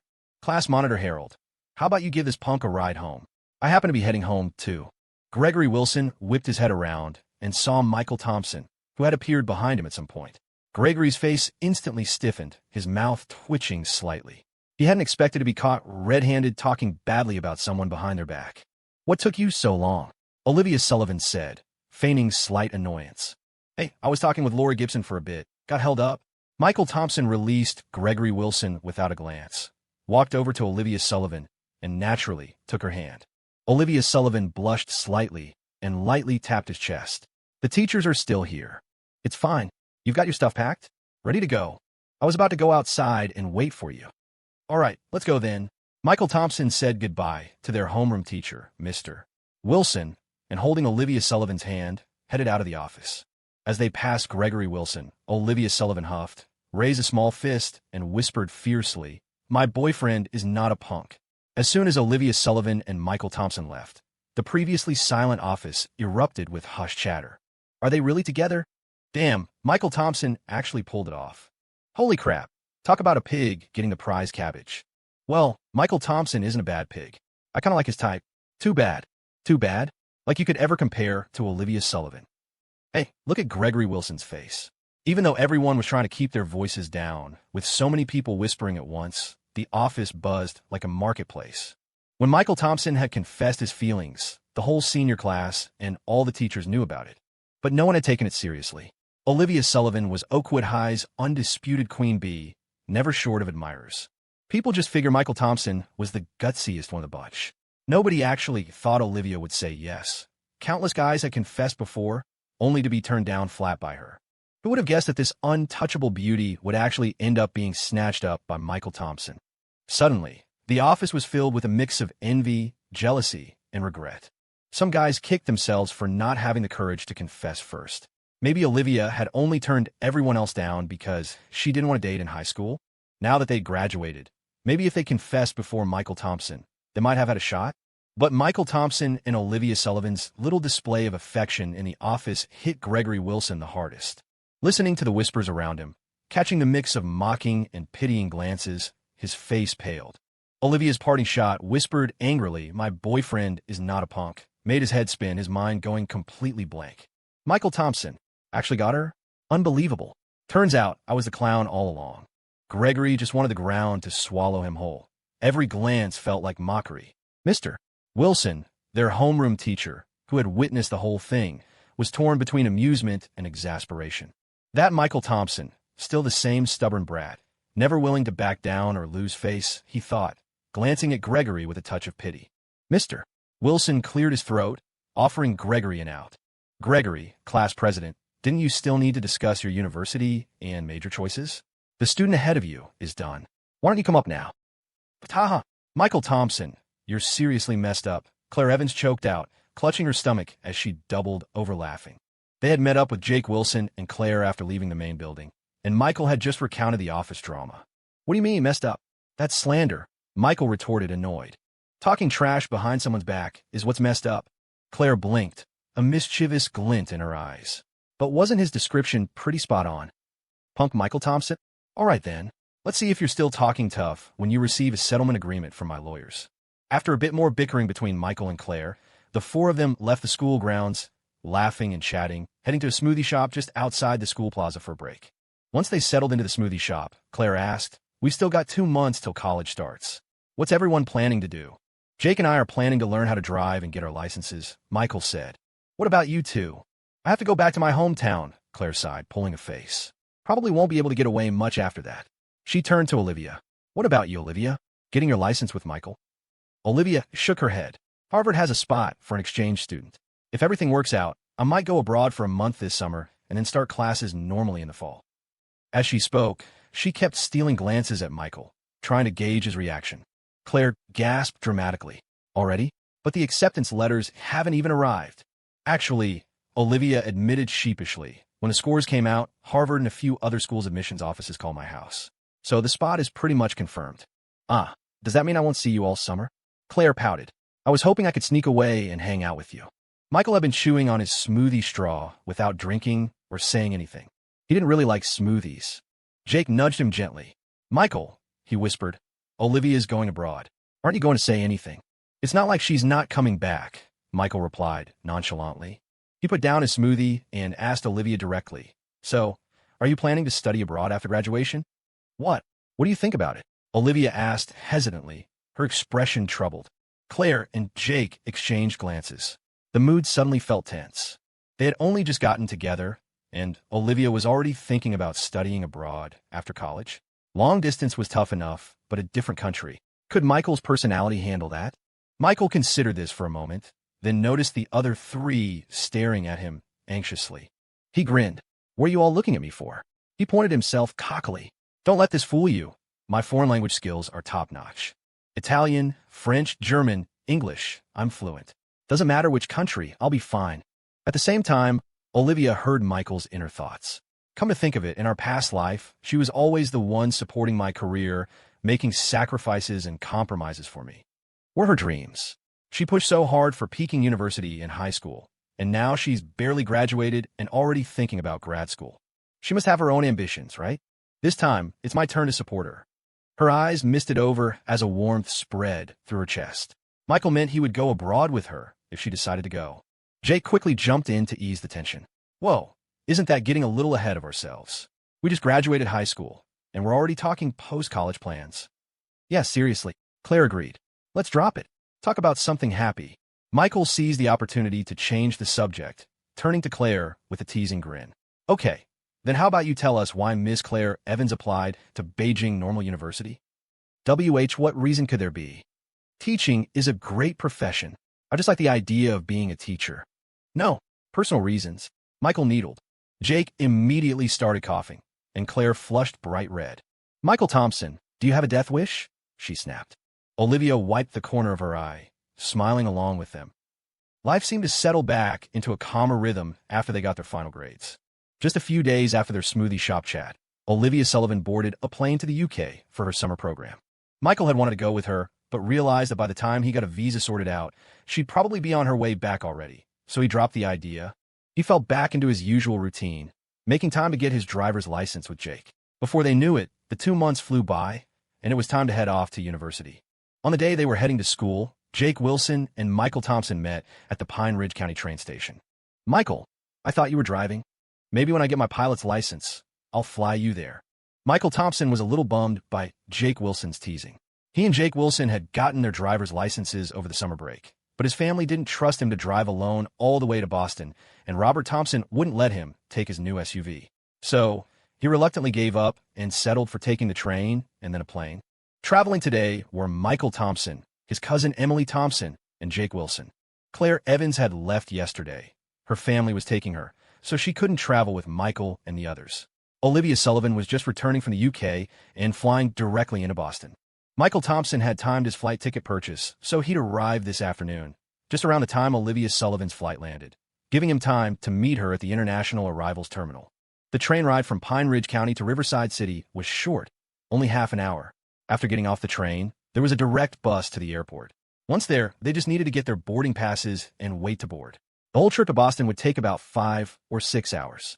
Michael Thompson had made this trip countless times, so he was quite calm, just finding the journey itself tiring. But it was the first time Emily Thompson and Jake Wilson had traveled out of state, so they were a bit excited. He watched Emily Thompson dump out a huge bag of snacks and teased, "Are you a kindergartner going on a field trip? Mind your own business, and don't eat my chips." Emily Thompson shot him a look, munching loudly on her chips while watching a show on her phone. Meanwhile, Jake Wilson, sitting next to Michael Thompson, couldn't stop talking excitedly, his mouth barely closing the entire way. "Michael, I'm a little nervous. How do I act like I'm not a first-time flyer? Keep some small change ready. When the flight attendant brings your drink, you need to tip her." "Really? Is that a thing? Are the drinks expensive?" "Pretty expensive. So, ask her for the menu beforehand. Check the prices before you order."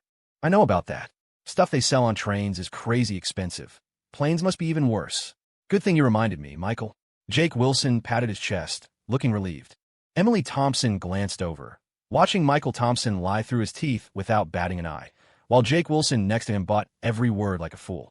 Wasn't this just picking on a naive guy? She tied up her chip bag and said to Jake Wilson, exasperated, "You're going to die of stupidity. Michael Thompson is messing with you. Drinks on the plane are free." Emily Thompson said seriously, "It's the meals you have to pay for. And the thing is, they force them on you, so make sure you have cash ready." This girl was pretty sneaky herself. Nearby passengers overheard and couldn't help but chuckle. If they were excited about their first long trip and flight before boarding, that excitement quickly vanished once they were on the plane. Back then, you couldn't use cell phones on planes, and nobody had brought a book to pass the time. They just sat there like idiots. Michael Thompson didn't care. He fell asleep as soon as he got on the plane. Emily Thompson and Jake Wilson had already talked themselves out on the way there, and now just stared blankly at each other with nothing left to say, eventually drifting off too. Finally, 2 hours passed, and the plane landed. As the three got off the plane, Emily Thompson rubbed her arms. "Phew, it's much cooler here than back home." Pine Ridge County was way down south, and late August was still scorching hot. Emily Thompson had come wearing a short-sleeved top and a skirt, and as soon as she stepped off the plane, she felt a chill breeze under her skirt. Michael Thompson was adjusting his backpack. Hearing her, he laughed. "Boston's pretty far north. Definitely cooler than where we're from. It's still afternoon. By tonight, you might need a jacket to go out." After they collected their suitcases, Michael Thompson asked the other two, "What are you guys doing? Heading straight to your schools to check in?" "I still have to go pick someone up." Jake Wilson said loyally, "It's okay. I'll wait with you. It might be a while. You guys can go ahead." "What's the big deal? Just waiting a bit." Emily Thompson sighed, grabbing Jake Wilson by the collar. "Let's go, hurry up. Can't you see this guy thinks we're slowing him down?" Michael Thompson gave her a thumbs up. Emily Thompson, still holding Jake Wilson's collar with one hand, gave Michael the middle finger with the other, clearly showing her disdain for him ditching his friend and his cousin for a girl. Michael Thompson wasn't offended.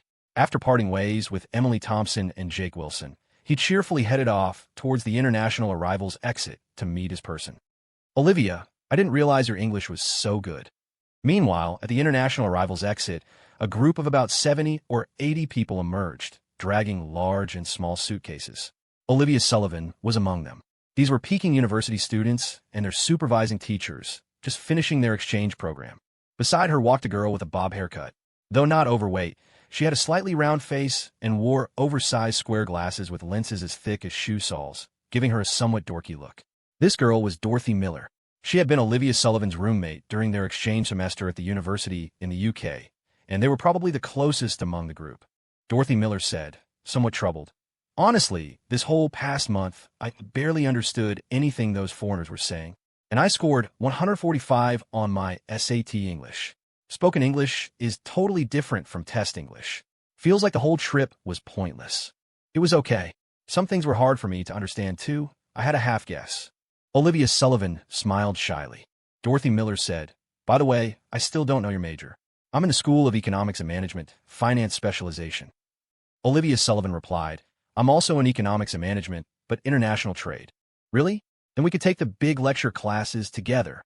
Dorothy Miller seemed thrilled, starting to daydream about the university life ahead. "I wonder what college will be like. There must be lots of cute guys. Upperclassmen or underclassmen. Which type is better?" Olivia Sullivan burst out laughing. "We're just freshmen this year. Where would the underclassmen come from?" "There'll be some eventually." Dorothy Miller silently clenched her fist. "College is my last chance at youth. If I don't find romance now, it'll be too late." She started recounting plots from various romance novels she'd read, drawing two conclusions. A youth without romance is crap. If I were any better looking, I wouldn't have gotten into Harvard University. Dorothy Miller felt like one of those martial arts masters in the novels, knowing all the theories of dating and flirting, but utterly unable to put them into practice. It was incredibly frustrating. "Olivia, you have to remember, guys are all the same. They don't cherish what comes too easily. So, if a boy starts pursuing you..." She earnestly imparted her wisdom to Olivia Sullivan. Olivia listened with such a serious expression, it looked like she was about to pull out a notebook and take notes. This brought Dorothy Miller immense satisfaction. "Okay, enough for now. We're almost out of the airport," she said. "Once the school shuttle gets here, I'll tell you more on the bus." "Oh, Olivia Sullivan said, looking a little embarrassed. "I might not be able to go with everyone." Dorothy Miller was puzzled. "Is your family picking you up? Are you for Boston?" "No, it's not my family."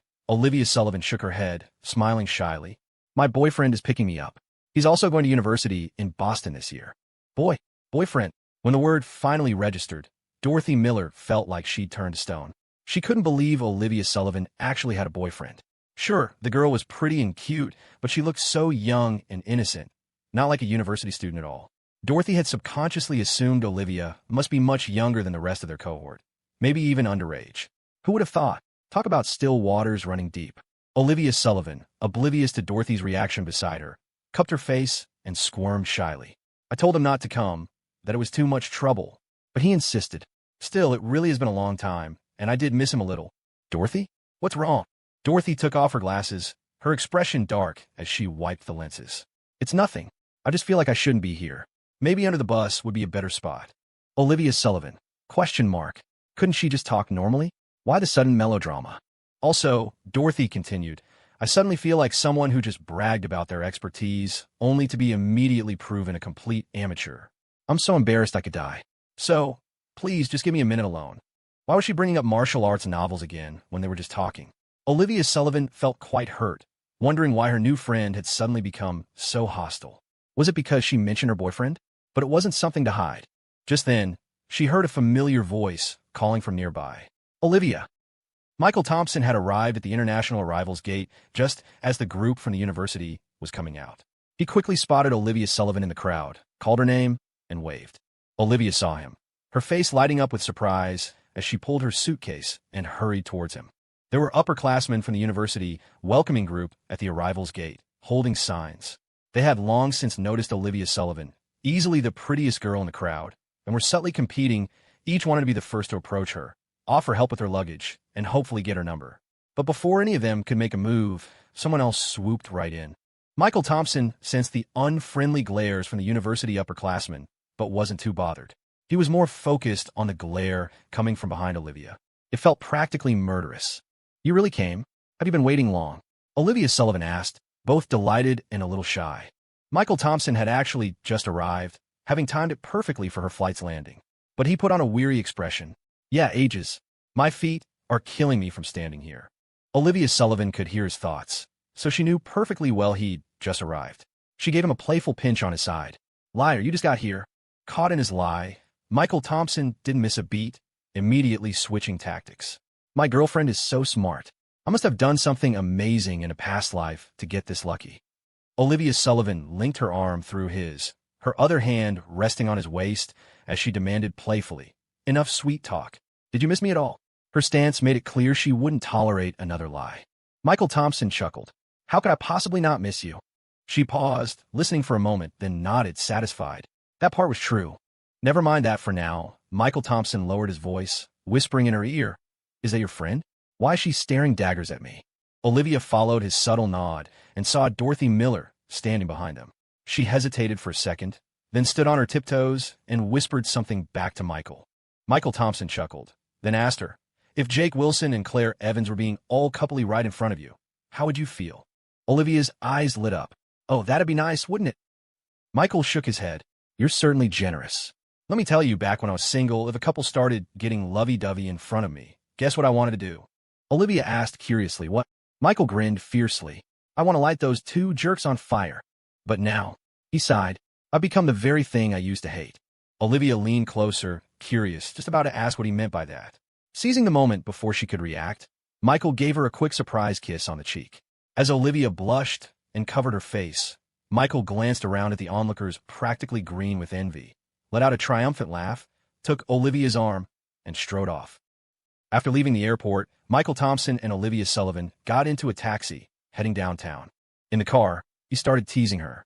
So, student Olivia, here we are meeting again after precisely 37 days and about, 11 or 12 hours, and the potential new friend I just made gets scared off immediately.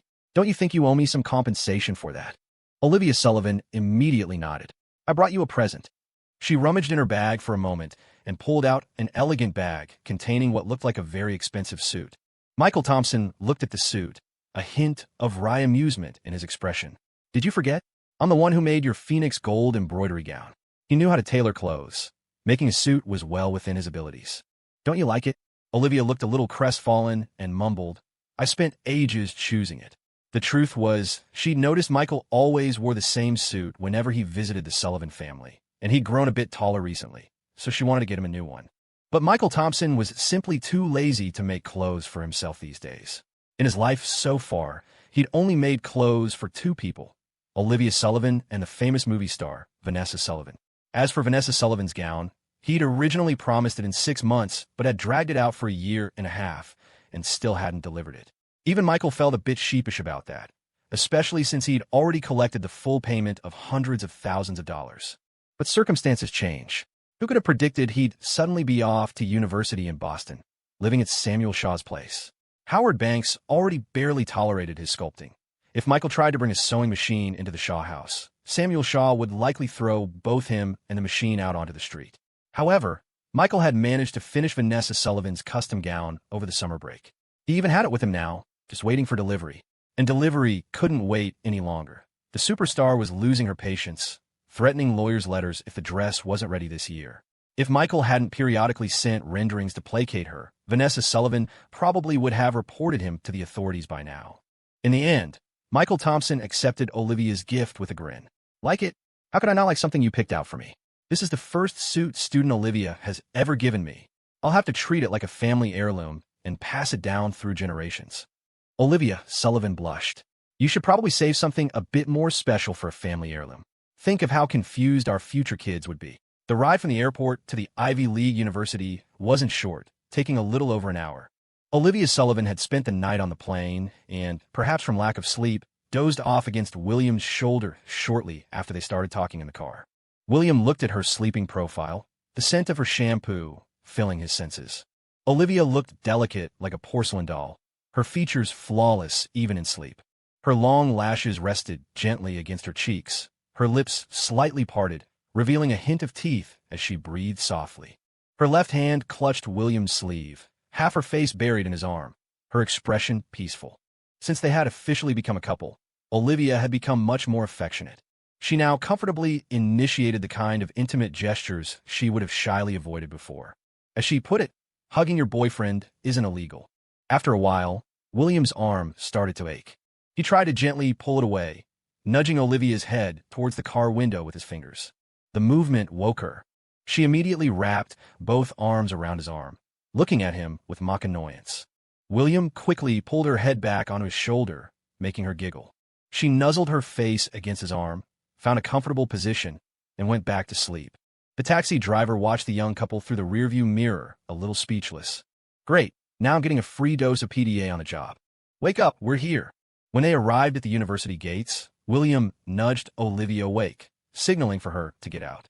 Olivia groggily followed him out of the car. William retrieved their luggage from the trunk. He had packed light, with just a small suitcase. Olivia, on the other hand, had a suitcase twice the size of his, a backpack, and a laptop bag. William only let her carry the laptop bag, unselfconsciously slinging her pink backpack over his shoulder. He held his suitcase in his left hand and hers in his right, heading towards the school plaza. Seeing William carrying her girly backpack, Olivia said shyly, "I can carry my own backpack." "Don't worry, I like the style," William replied, unconcerned. The school plaza was already packed with cars, all belonging to parents dropping off their children. Members of the student council were at the entrance, welcoming new students. A few older students loitered around smoking, their eyes lighting up whenever an attractive freshman girl walked by with her luggage. They'd quickly stub out their cigarettes and approach with a practiced, "Excuse me, freshman." Despite the scene, the university gates were undeniably beautiful. Just as William was about to escort Olivia through the gates, his phone rang in his pocket. Olivia looked at him curiously. William took out his phone, glanced at the caller ID, and explained, "It's John." He stepped aside to answer the call. John asked if he had arrived in Boston and why he hadn't checked in yet. John had planned to pick William up from the airport, but his wife had to be at the university for admissions, and with the early university start date, the kindergarten hadn't opened yet. Their nanny was off taking her own son to school, so John had to stay home with their daughter, Daisy. William assured him he was fine and said he'd be home for dinner that evening. Unexpectedly, John asked about Olivia. He wasn't aware that William and Olivia were dating. He only knew they were high school classmates and were on good terms, maybe sensing a slight spark between them. He asked about Olivia because Arthur, Olivia's grandfather and a good friend of John's, had called asking him to look out for her. "Aren't you high school classmates with her? Invite her over for Thanksgiving dinner tonight," John said. William glanced at Olivia and replied, "Okay, I'll ask her." After a few more exchanges, they hung up. William planned to drop Olivia off at her dorm before heading to his own registration. Her university and the Rhode Island School of Design were close by, in the same university town. William's campus and Olivia's were only separated by a pedestrian street, a 20-minute walk at most. Olivia asked curiously, "Are you living in the dorms or at John's house?" "At John's. It's pretty close to the school, since he and his wife both work at RISD," William replied casually. Then he turned to her and asked, "By the way, do you have any plans tonight?" Olivia thought for a moment, then shook her head. "Nothing much. After I register and get my orientation week stuff, I'll probably just relax. The opening ceremony is tomorrow. Are we going somewhere tonight?" She was a little excited, thinking William was asking her out on a date. William held up his phone. "John just asked if you wanted to join us for Thanksgiving dinner." "Thanksgiving dinner? At John's house?" Olivia was taken aback. "Does John know we're dating?" "No, but your grandfather asked John to look after you. They're good friends," William chuckled. "What's wrong? Are you afraid people will find out we're together?" Olivia quickly shook her head, then said with a worried expression, "But I haven't told my grandfather yet. I'm worried if John finds out, my grandfather will too." "So what if he finds out?" "It's bound to happen eventually," William said dismissively. "But what if? What if my grandfather doesn't approve of you?" Olivia fretted. William declared confidently, "Then I'll kidnap you from the Sullivan family and make you my wife." Olivia's worried expression softened into a smile, a mix of amusement and exasperation. "You're so dramatic. Don't underestimate me. Even if your whole family disapproves and throws hundreds of thousands of dollars in my face, I won't break up with you." "What about $1 million?" "Huh, $100 million? You hesitated. Why did you hesitate?" "Don't run away. Explain yourself." The sounds of youthful banter echoed through the tree-lined campus paths. William was familiar with the university's opening week procedures, having gone through it all before. He helped Olivia with her registration and then took her to the dormitory area.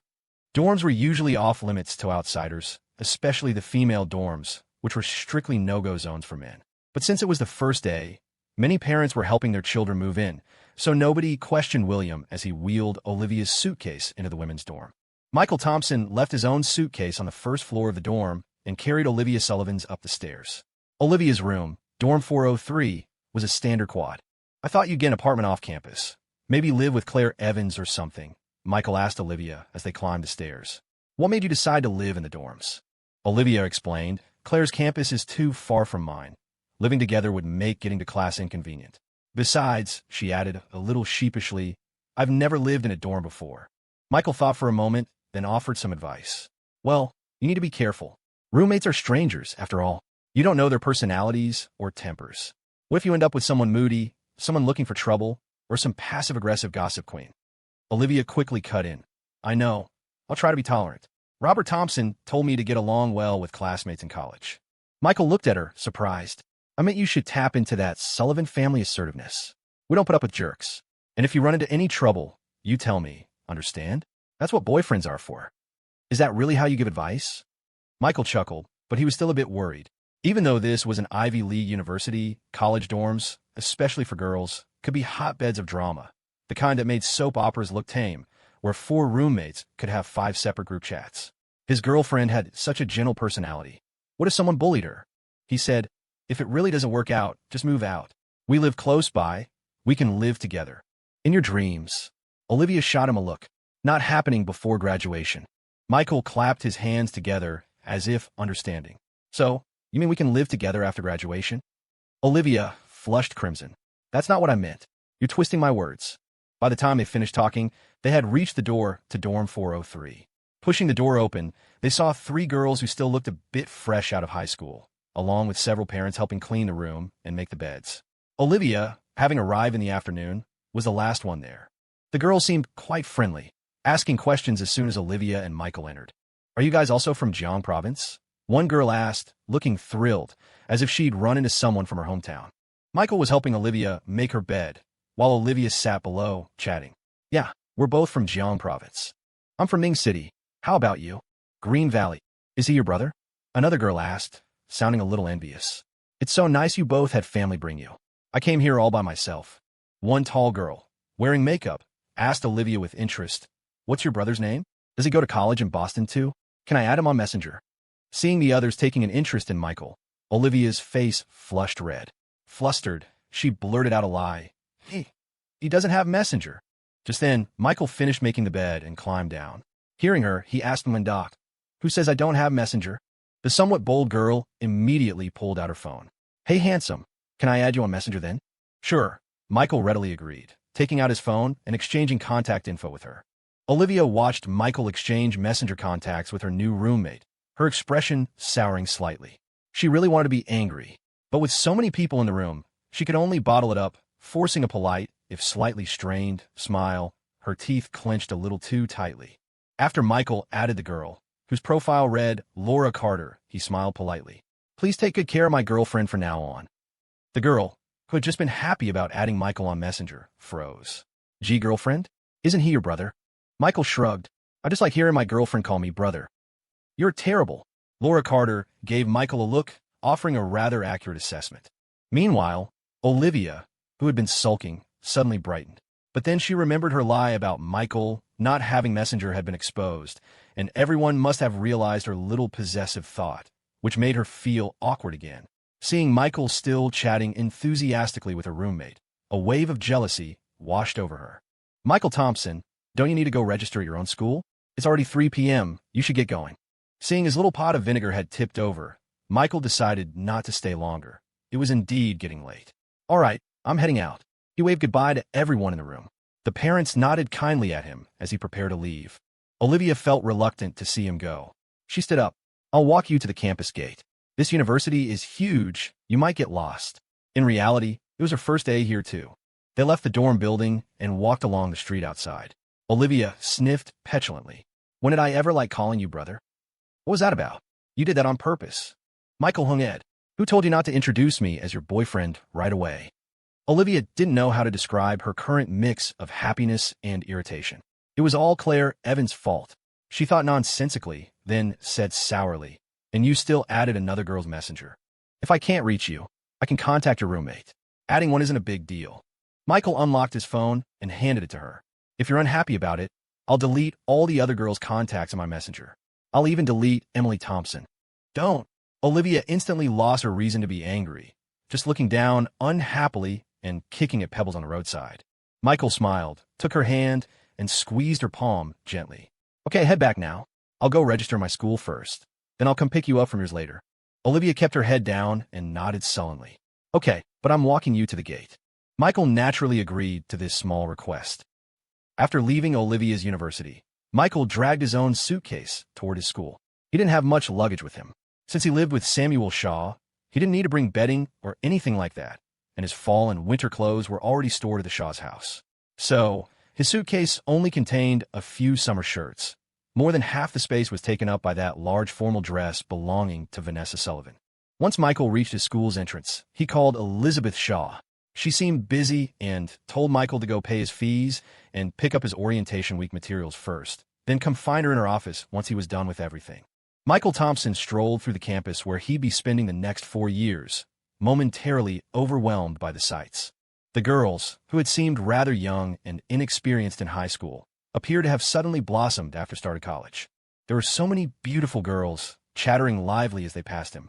The male-to-female ratio at the Rhode Island School of Design was about 3 to 7, so women outnumbered men. Everywhere Michael Thompson looked, he saw friendly upperclasswomen and fellow female freshmen, all excited about starting college life. As far as the quality of the girls went, RISD definitely seemed to have a higher concentration than the Ivy League universities. Attractive brainiacs like Olivia Sullivan were a rare breed. "Hey freshman, you registering today? Which department are you in?" An enthusiastic upperclassman approached Michael Thompson, offering to show him the way. Michael Thompson replied politely, "Thanks, man, but I know my way around. Just looking around for now." "All right then, just give a shout if you need anything." The upperclassman waved and turned to greet other incoming students. He'd barely taken 2 steps before he heard a voice behind him. "Hey freshman, are you enrolling today? Which department are you in? I can take you to registration." "Okay, thanks. That would be great." The upperclassman who had just been turned down looked back, stunned. He saw Michael Thompson, who had just politely refused his help, now eagerly trailing after a pretty upperclasswoman with a suitcase, and his eye couldn't help but twitch. "Are you in the Chinese painting department, freshman? What a coincidence, so am I. What's your major?" The pretty upperclasswoman asked cheerfully after hearing Michael Thompson's department on the way to the registration payment point. Riz Chinese painting department only had 2 majors, calligraphy and Chinese painting. Michael Thompson had naturally enrolled in the Chinese painting major. He could have actually gone for sculpture in the fine arts division, or even fashion design in the School of Design. But Howard Banks had been non-negotiable on this point. The apprentice of a Chinese painting master, not formally trained in the Chinese painting department? Unthinkable. Besides, he was an honorary president and visiting professor at RISD. There was no way he'd let Michael Thompson enroll in any other major. Michael Thompson didn't particularly mind, though. Worst case, he could just pursue a double or even triple major. Chinese painting. What about you? Me too. The upperclasswoman's attitude instantly warmed. I'm Xiao Wa from our department student union. If you ever need anything, freshman, feel free to find me. What's your name? Michael Thompson. Where are you from, Michael? Jiangsu Province. Michael Thompson and Xiao Wa chatted casually as they headed to the Chinese painting department, paid tuition at the advisor's office, and picked up orientation week gear. Is this all the luggage you brought? Xiao Wa had intended to help Michael Thompson carry his things to his dorm. Which dorm building are you in? I can walk you over. Michael Thompson shook his head. I'm not living on campus. Freshmen aren't allowed to live off campus, Xiao Wa reminded him kindly. Michael Thompson smiled. It's fine. Arrangements have already been made with the school. Oh, I see. Xiao Wa gave Michael Thompson a slightly curious glance, but didn't press further. She figured Michael Thompson must be some rich kid with connections, since freshmen were generally required to live on campus. The school was usually quite strict about that rule, only loosening up for sophomores and above. Michael Thompson asked, Hey, Xiao Wa, do you know where Professor Elizabeth Shaw's office is? Xiao Wa actually did know. Professor Shaw isn't in our department, though, she asked, puzzled. Why are you looking for her? Do you know her? Michael Thompson nodded. Yeah, Professor Shaw is my Shenyang, my master's wife. She asked me to look her up after I registered. Xiao Yuehua's enthusiasm returned. Oh, then let me take you there. Professor Shaw is in the School of Humanities. Thanks so much, Xiao Yuehua. Let me treat you to a meal sometime. Ah, I'll hold you to that. After dropping Michael Thompson off at the School of Humanities and saying goodbye, Xiao Yuehua headed back toward the information desk on the school plaza. On her way back, she felt quite pleased. This year's freshmen aren't half bad. No wonder he can live off campus as a freshman, though. He must have connections inside the school. She suddenly stopped walking, realizing something she'd overlooked. Shenyang? Wait, does that mean Professor Elizabeth Shaw's husband is his master? Professor Shaw's husband? Isn't that President Howard Banks? Xiao Yuehua was stunned. At RISD, Even though Howard Banks was only the honorary president and technically just a visiting professor in the Chinese painting department, his reputation carried far more weight than the actual president's. That freshman, he's a major catch. Meanwhile, Michael Thompson arrived at Elizabeth Shaw's office and saw his Shenyang for the first time in 3 months. Elizabeth Shaw was on the phone. Seeing Michael Thompson knock and enter, she smiled and motioned for him to take a seat. Just send those materials over next week. Oh, and about the freshman ceremony tomorrow, my Howard will be there. Let the president know, so he doesn't worry. The scholarship slots the department applied for last time. Elizabeth Shaw continued her phone conversation for a while. It was clear she was very busy with the start of the semester. When she finally hung up, she stood up, brewed a cup of tea for Michael Thompson, and brought it over. Michael, she said with a smile, looks like your mom spoiled you back home. You put on some weight since you left. Doesn't affect my good looks, Michael Thompson waved dismissively. Besides, I had pretty upper-class women hitting on me on the way over. Affects your bragging, maybe, Elizabeth Shaw chuckled, sitting down beside him. So, how do you like college so far? Michael Thompson nodded. It's great. Lots of pretty girls. Elizabeth Shaw teased. Seen anyone you like yet? Your Shenyang can play matchmaker for you. Ah, well, I'm afraid my girlfriend might mind. Michael Thompson laughed noncommittally. Elizabeth Shaw pursed her lips. Nowadays, so many young students are into that anime stuff, calling those female characters in cartoons their girlfriends or waifus or whatever. Michael, don't you turn into one of those guys. What's so great about 2D girls? Many art students get into drawing because they like things like anime. Elizabeth Shaw, being a professor, had done dormitory inspections before. You walk into some rooms, and there's a whole shelf full of female figurines. What are they called? Figures? She'd heard they cost quite a bit, hundreds or even thousands of dollars each. Elizabeth Shaw was genuinely a little worried about Michael. She remembered thinking his expression was a bit intense when he was carving that large agate stone back in the sculpture yard, almost like he was carving his own wife. She even thought it might be best to set Michael up with a girlfriend soon, now that he was in college, so he could appreciate the virtues of real girls sooner rather than later. If things went on like this, what if he turned into someone odd? It took Michael Thompson a long moment to understand what Elizabeth Shaw was implying. No, he exclaimed, startled. My girlfriend isn't a 2D character. See, you can't even take a little teasing, Elizabeth Shaw said, sounding both helpless and earnest. Don't get too lost in virtual things, all right? Michael Thompson fell silent. Mrs. Shaw, can we get back to the important stuff? He desperately wanted to shout. My girlfriend is real. She's warm when I hold her, and her lips are soft when I kiss her. But explaining that to Elizabeth Shaw right now felt both embarrassing and stupid. Elizabeth didn't push the subject further and got down to business with Michael. Tomorrow's the opening ceremony. You're going to be the freshman representative. I had someone write a speech for you. Go home tonight, read it over, get familiar with it, and don't look nervous when you go up on stage tomorrow. What? Michael was stunned. Elizabeth Shaw smiled. You've really made Samuel Shaw proud this time.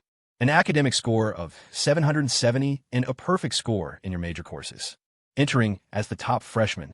What are your thoughts? Michael Thompson paused for a moment, then said, Guess this year's class at RISD isn't all that great. Give you an inch and you take a mile, huh? Elizabeth rolled her eyes at him, smiling. As soon as your SAT scores came out, your Samuel Shaw went to check. At first, he was worried you wouldn't even meet the minimum score for undergrad admission. He kept muttering to me that he should have spared more time for your SAT prep. Michael Thompson gave a wry smile. It's not that bad, really. Does Samuel Shaw have that little faith in me? Well, Samuel took up so much of your high school time. If you hadn't made the cutoff and had to repeat a year, he wouldn't have been able to face your Margaret Thompson. Wouldn't that be ruining your prospects? Elizabeth Shaw chuckled. So, the moment the Jiang province scores were released, your Samuel Shaw couldn't wait to check yours. When he saw your score, his jaw nearly hit the floor. He thought he must have seen an extra 0. He even called me over, made me confirm it several times. You should have seen the look on his face. It was hilarious. She seemed to recall the scene and couldn't help but smile. You really brought honor to your mentor this time. A 770, that brings your relative academic score to 129. Rhode Island School of Design considered both major course scores and academic scores for admission. The academic score was calculated by dividing the raw score by the province's Tier 1 admission cutoff and multiplying by 100. The Tier 1 cutoff in Jiang province this year was 598. Michael Thompson's SAT score of 770 resulted in a relative academic score of 129, while the minimum relative score for admission to the Chinese painting major this year was only 100. Elizabeth Shaw had initially thought Michael's artistic talent was just ridiculously strong, enough to convince her husband to take on an apprentice at his age. She hadn't expected her young student to be so brilliant academically as well. With that SAT score, he could have gone to Ivy League universities or Tsinghua University, not just an art school. Elizabeth couldn't help remarking, "Are geniuses just geniuses at everything?" Michael Thompson smiled, but didn't say much. He knew his own situation best.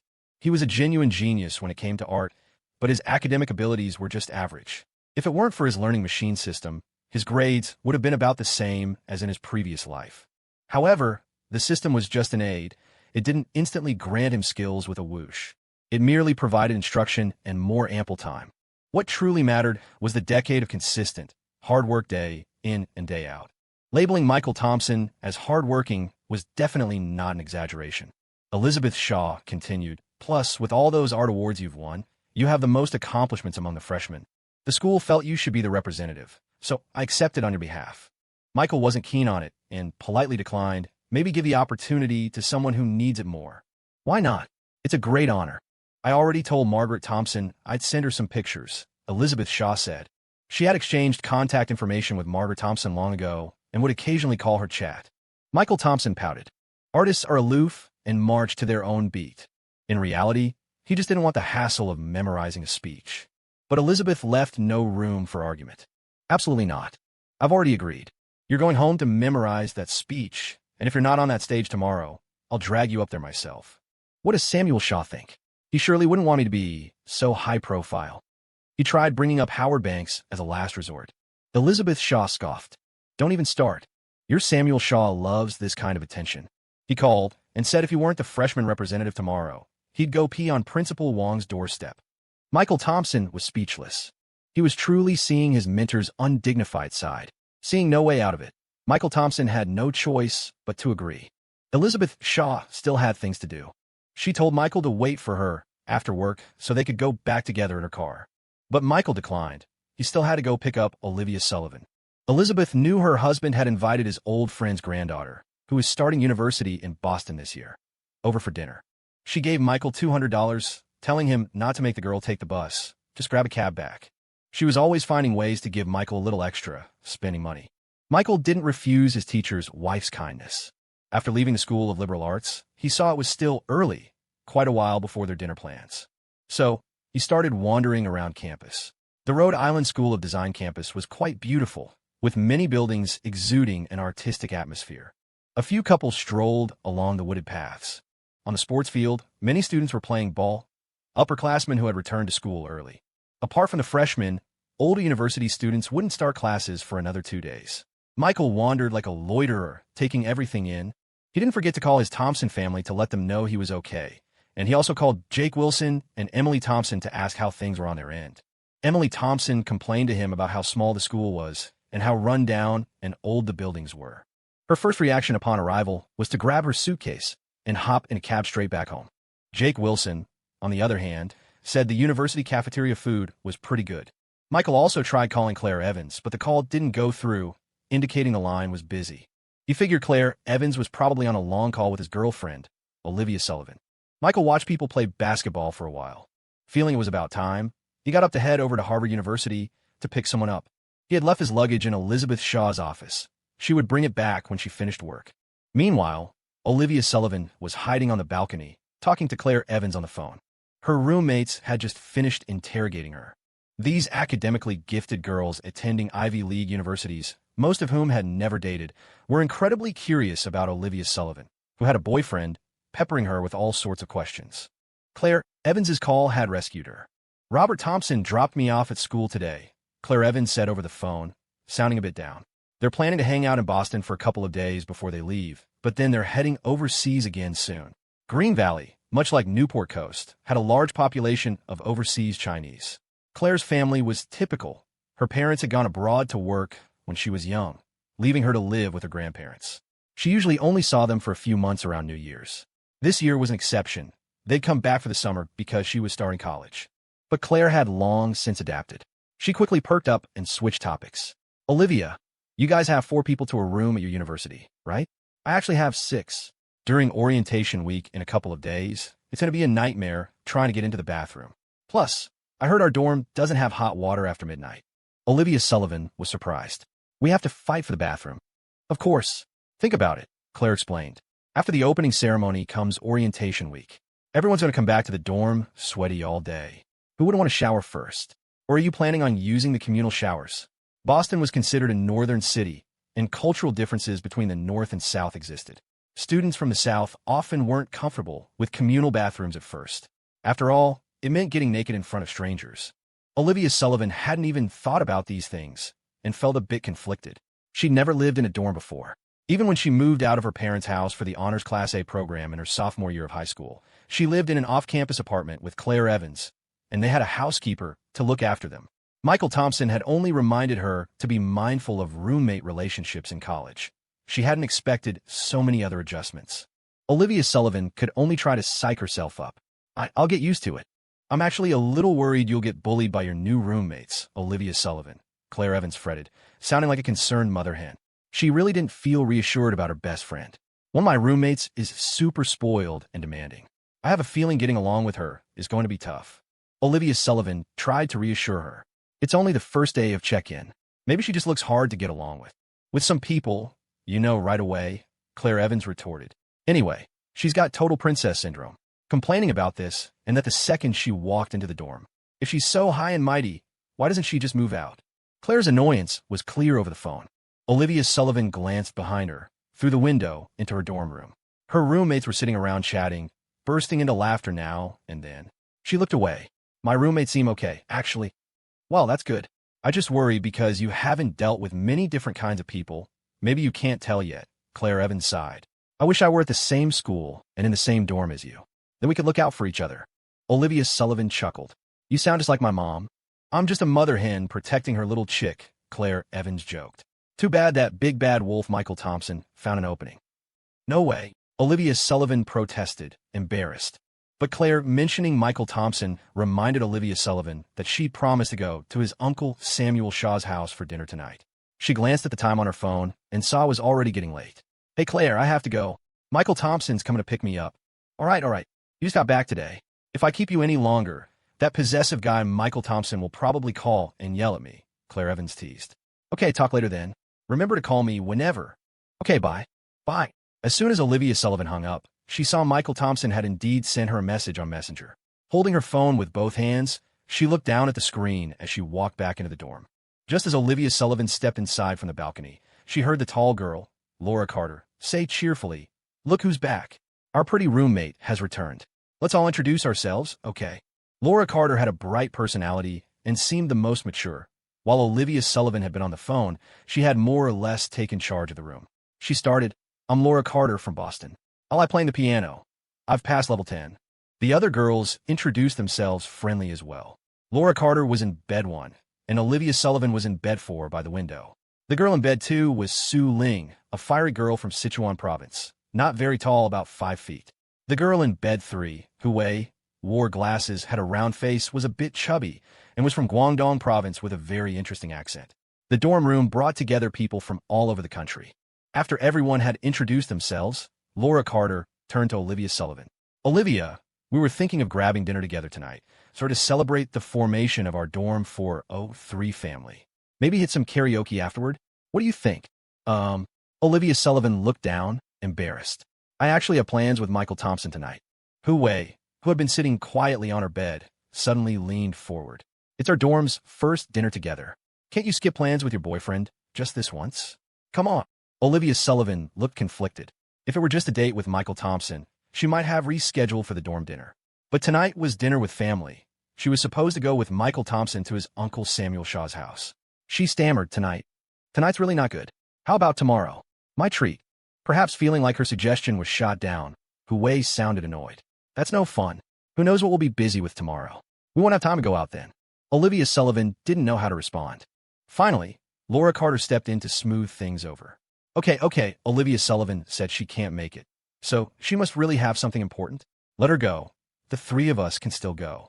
The girl from Sichuan, Su Ling, added bluntly, "Why are you trying to force her if she doesn't want to go? If she's not going, she's not going." I don't really feel like going either, actually.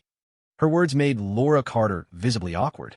The previously friendly atmosphere instantly turned cold. Huh.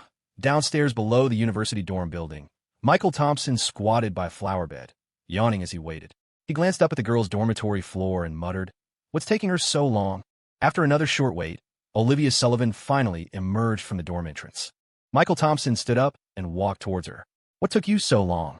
When he reached Olivia Sullivan, he noticed her slightly downcast expression. He bent down slightly and pinched her cheek. "What's wrong? You don't look too happy." Olivia Sullivan shook her head, batting his mischievous hand away, and grumbled unhappily, "College isn't what I expected." Before going to Mr. Huang's house, Olivia Sullivan needed to get some gifts. Since it was her first time visiting an elder's home, she insisted on buying them. Michael Thompson went with her to a department store where they bought liquor and tobacco, plus a fruit basket. On the way, Olivia Sullivan told him all about the things happening in the dorm. While waiting for the shop to wrap the fruit basket, Olivia said worriedly, "Was it because I said the wrong thing? But I already promised to visit your family, Mr. Banks's place, first. It would be so rude to suddenly cancel." Michael Thompson patted her head comfortingly. "How could my girlfriend ever be wrong? And even if she was, we wouldn't admit it." Olivia shot him a reproachful look. "I'm being serious." Michael Thompson chuckled. "Okay, seriously, things like this will probably happen often. When people live under the same roof, it's normal for personalities to clash. It's just small stuff, it'll blow over quickly." He didn't think much of it. It really was a minor issue. Olivia Sullivan asked curiously, "So how do you get along with your classmates?" "If we click, we hang out. If not, we keep our distance. If someone's really clueless or crosses a line, I don't put up with it," Michael Thompson said bluntly. He could be perfectly pleasant with people he got along with, but if their personalities clashed, they couldn't expect any favors from him. But he added, "Guys and girls are different, though. If guys have a problem, worst case we get into a fight, and once it's over, it's over. We're all classmates. There's rarely any deep-seated hatred." "What about girls?" "How should I know? I'm a guy." "You're not being serious again." Olivia Sullivan glared at him indignantly and pulled her hand away from his. "You are not allowed to hold my hand today." Michael Thompson threw his hands up. "Judge Sullivan, I object. I demand an appeal to reclaim my dignity as a boyfriend." Olivia Sullivan crossed her hands firmly in front of her chest like an X. "Denied. Not happening today." After getting the gifts, Michael Thompson and Olivia Sullivan took a taxi to the Banks house. During the ride, he kept trying to sneakily take Olivia Sullivan's hand, but she slapped his wandering hand away each time. Seems little Miss Olivia sticks to her principles. Just like the woman I like. Unable to hold her hand, Michael Thompson could only console himself with the thought. The taxi arrived shortly. The Banks place was close to both schools, less than a half-hour walk, and only 15 minutes by taxi. When Olivia Sullivan saw the Banks townhouse for the first time, her surprised expression was identical to Michael Thompson's when he first came. Owning an old-style townhouse in Boston definitely carried a sense of family honor. Perhaps because they knew Michael was bringing a guest, the courtyard gate was open. "Watch the threshold," Michael Thompson reminded Olivia before pushing the gate open and walking straight in. As soon as he entered, he called out, "Mr. Banks, I'm back." All right. I heard you the moment you stepped in the courtyard. Keep it down, I just got Daisy Shaw to sleep. Don't wake her up." From a main room, facing north, Howard Banks emerged carrying his young daughter, Daisy Shaw, grumbling at Michael Thompson. Olivia Sullivan, following Michael, saw Howard Banks and politely nodded a greeting. "Hello, Mr. Banks." Seeing Olivia, Howard Banks put on the smile of a kindly elder and nodded back. Yes. Old man Sullivan certainly has family honor, having such a beautiful granddaughter." Michael Thompson chimed in, "Mr. Banks, I think I'm the one with family honor here." Howard Banks asked, baffled, "What's it got to do with you, kid?" Olivia Sullivan's smile turned awkward. She reached behind Michael Thompson, hidden from Howard Banks's view, and secretly pinched his side. Michael Thompson winced, quickly heading inside. "Mr. Banks, these are the first visit gifts Miss Olivia bought for you. I'll put them inside." "Oh my, you really didn't need to bring anything. Why be so formal?" Howard Banks chuckled, quite pleased with Olivia Sullivan inwardly. Yes, a polite, well-mannered girl. He didn't particularly care for the gifts themselves. He'd quit smoking and drinking long ago when they were trying for a child. These gifts would likely end up being re-gifted anyway. What mattered was the gesture. Michael Thompson placed the gifts inside, then came back out and looked around the courtyard. "Mr. Banks, where's Elizabeth Shaw? Is she not back from the university yet?" Howard Banks pointed towards the West Wing. She's been back for a while. She was just mentioning how long you were taking and insisted on cooking something special for you herself. Michael Thompson said gleefully, "Looks like I'm in for a treat tonight." Howard Banks also chuckled and stepped aside. "All right, don't keep your friend standing out here in the courtyard.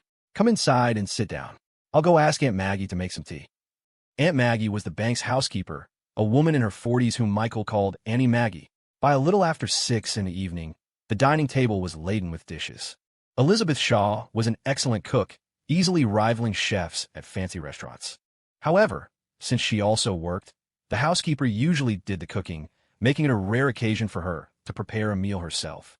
During dinner, Howard Banks kindly chatted with Olivia Sullivan, asking things like, "How has your grandfather's health been lately? And are you settling into Boston okay?" Olivia answered politely. Elizabeth Shaw held little Daisy Shaw, feeding her while occasionally whispering to Michael Thompson, complimenting Olivia's looks. Michael Thompson just smiled silently and focused on eating. When they were nearly finished eating, Elizabeth Shaw handed Daisy over to Aunt Maggie and cleared her throat. Howard Banks, who had been picking peanuts out of a cold dish with his chopsticks, immediately put them down when he heard his wife cough. He looked at Michael Thompson and said, "Michael, there's something I want to discuss with you." Without looking up, Michael Thompson replied, "It's about the early admission program, right?" "I know, Elizabeth Shaw told me." Howard Banks shook his head awkwardly. "No, not that. It's just, your aunt and I have a bit of a disagreement, and we wanted to get your opinion." Michael Thompson froze for a second, looking from Howard Banks to Elizabeth Shaw, his eyes wide with disbelief. "No way, Mr. Banks. You're thinking about divorce at your age?" He added resolutely, "If you and Elizabeth Shaw can't decide, I can take care of little Daisy." Ahem. Cough, cough. Olivia Sullivan almost choked on her food, coughing repeatedly and quickly reaching for water. Howard Banks smacked Michael Thompson on the head, scolding him playfully. "You rascal, what nonsense are you talking about? Who's getting divorced? And even if we were, we wouldn't be asking for your opinion." Michael Thompson rubbed his head, puzzled. "Then what is it?" "It's about you. About your schooling." Turns out, Howard Banks had planned for Michael Thompson to skip orientation week and was also going to get him excused from the mandatory freshman evening study sessions. At Michael Thompson's university, freshmen were required to attend evening study hall, and their course load was already particularly heavy. But Howard Banks felt it was a waste of time. The National Youth Calligraphy and Painting Competition was coming up in October, and he wanted Michael Thompson to focus his energy on worthwhile pursuits. Besides, he didn't think Michael needed the evening study sessions. Freshman year already had plenty of daytime classes, leaving only the evenings free for Michael to study with him. He had it all figured out, but Elizabeth Shaw disagreed. She was worried about Michael Thompson, concerned he wouldn't build good relationships at university. College social dynamics weren't as close-knit as high school, she argued. Usually, roommates become your closest friends, but Michael wasn't even living on campus.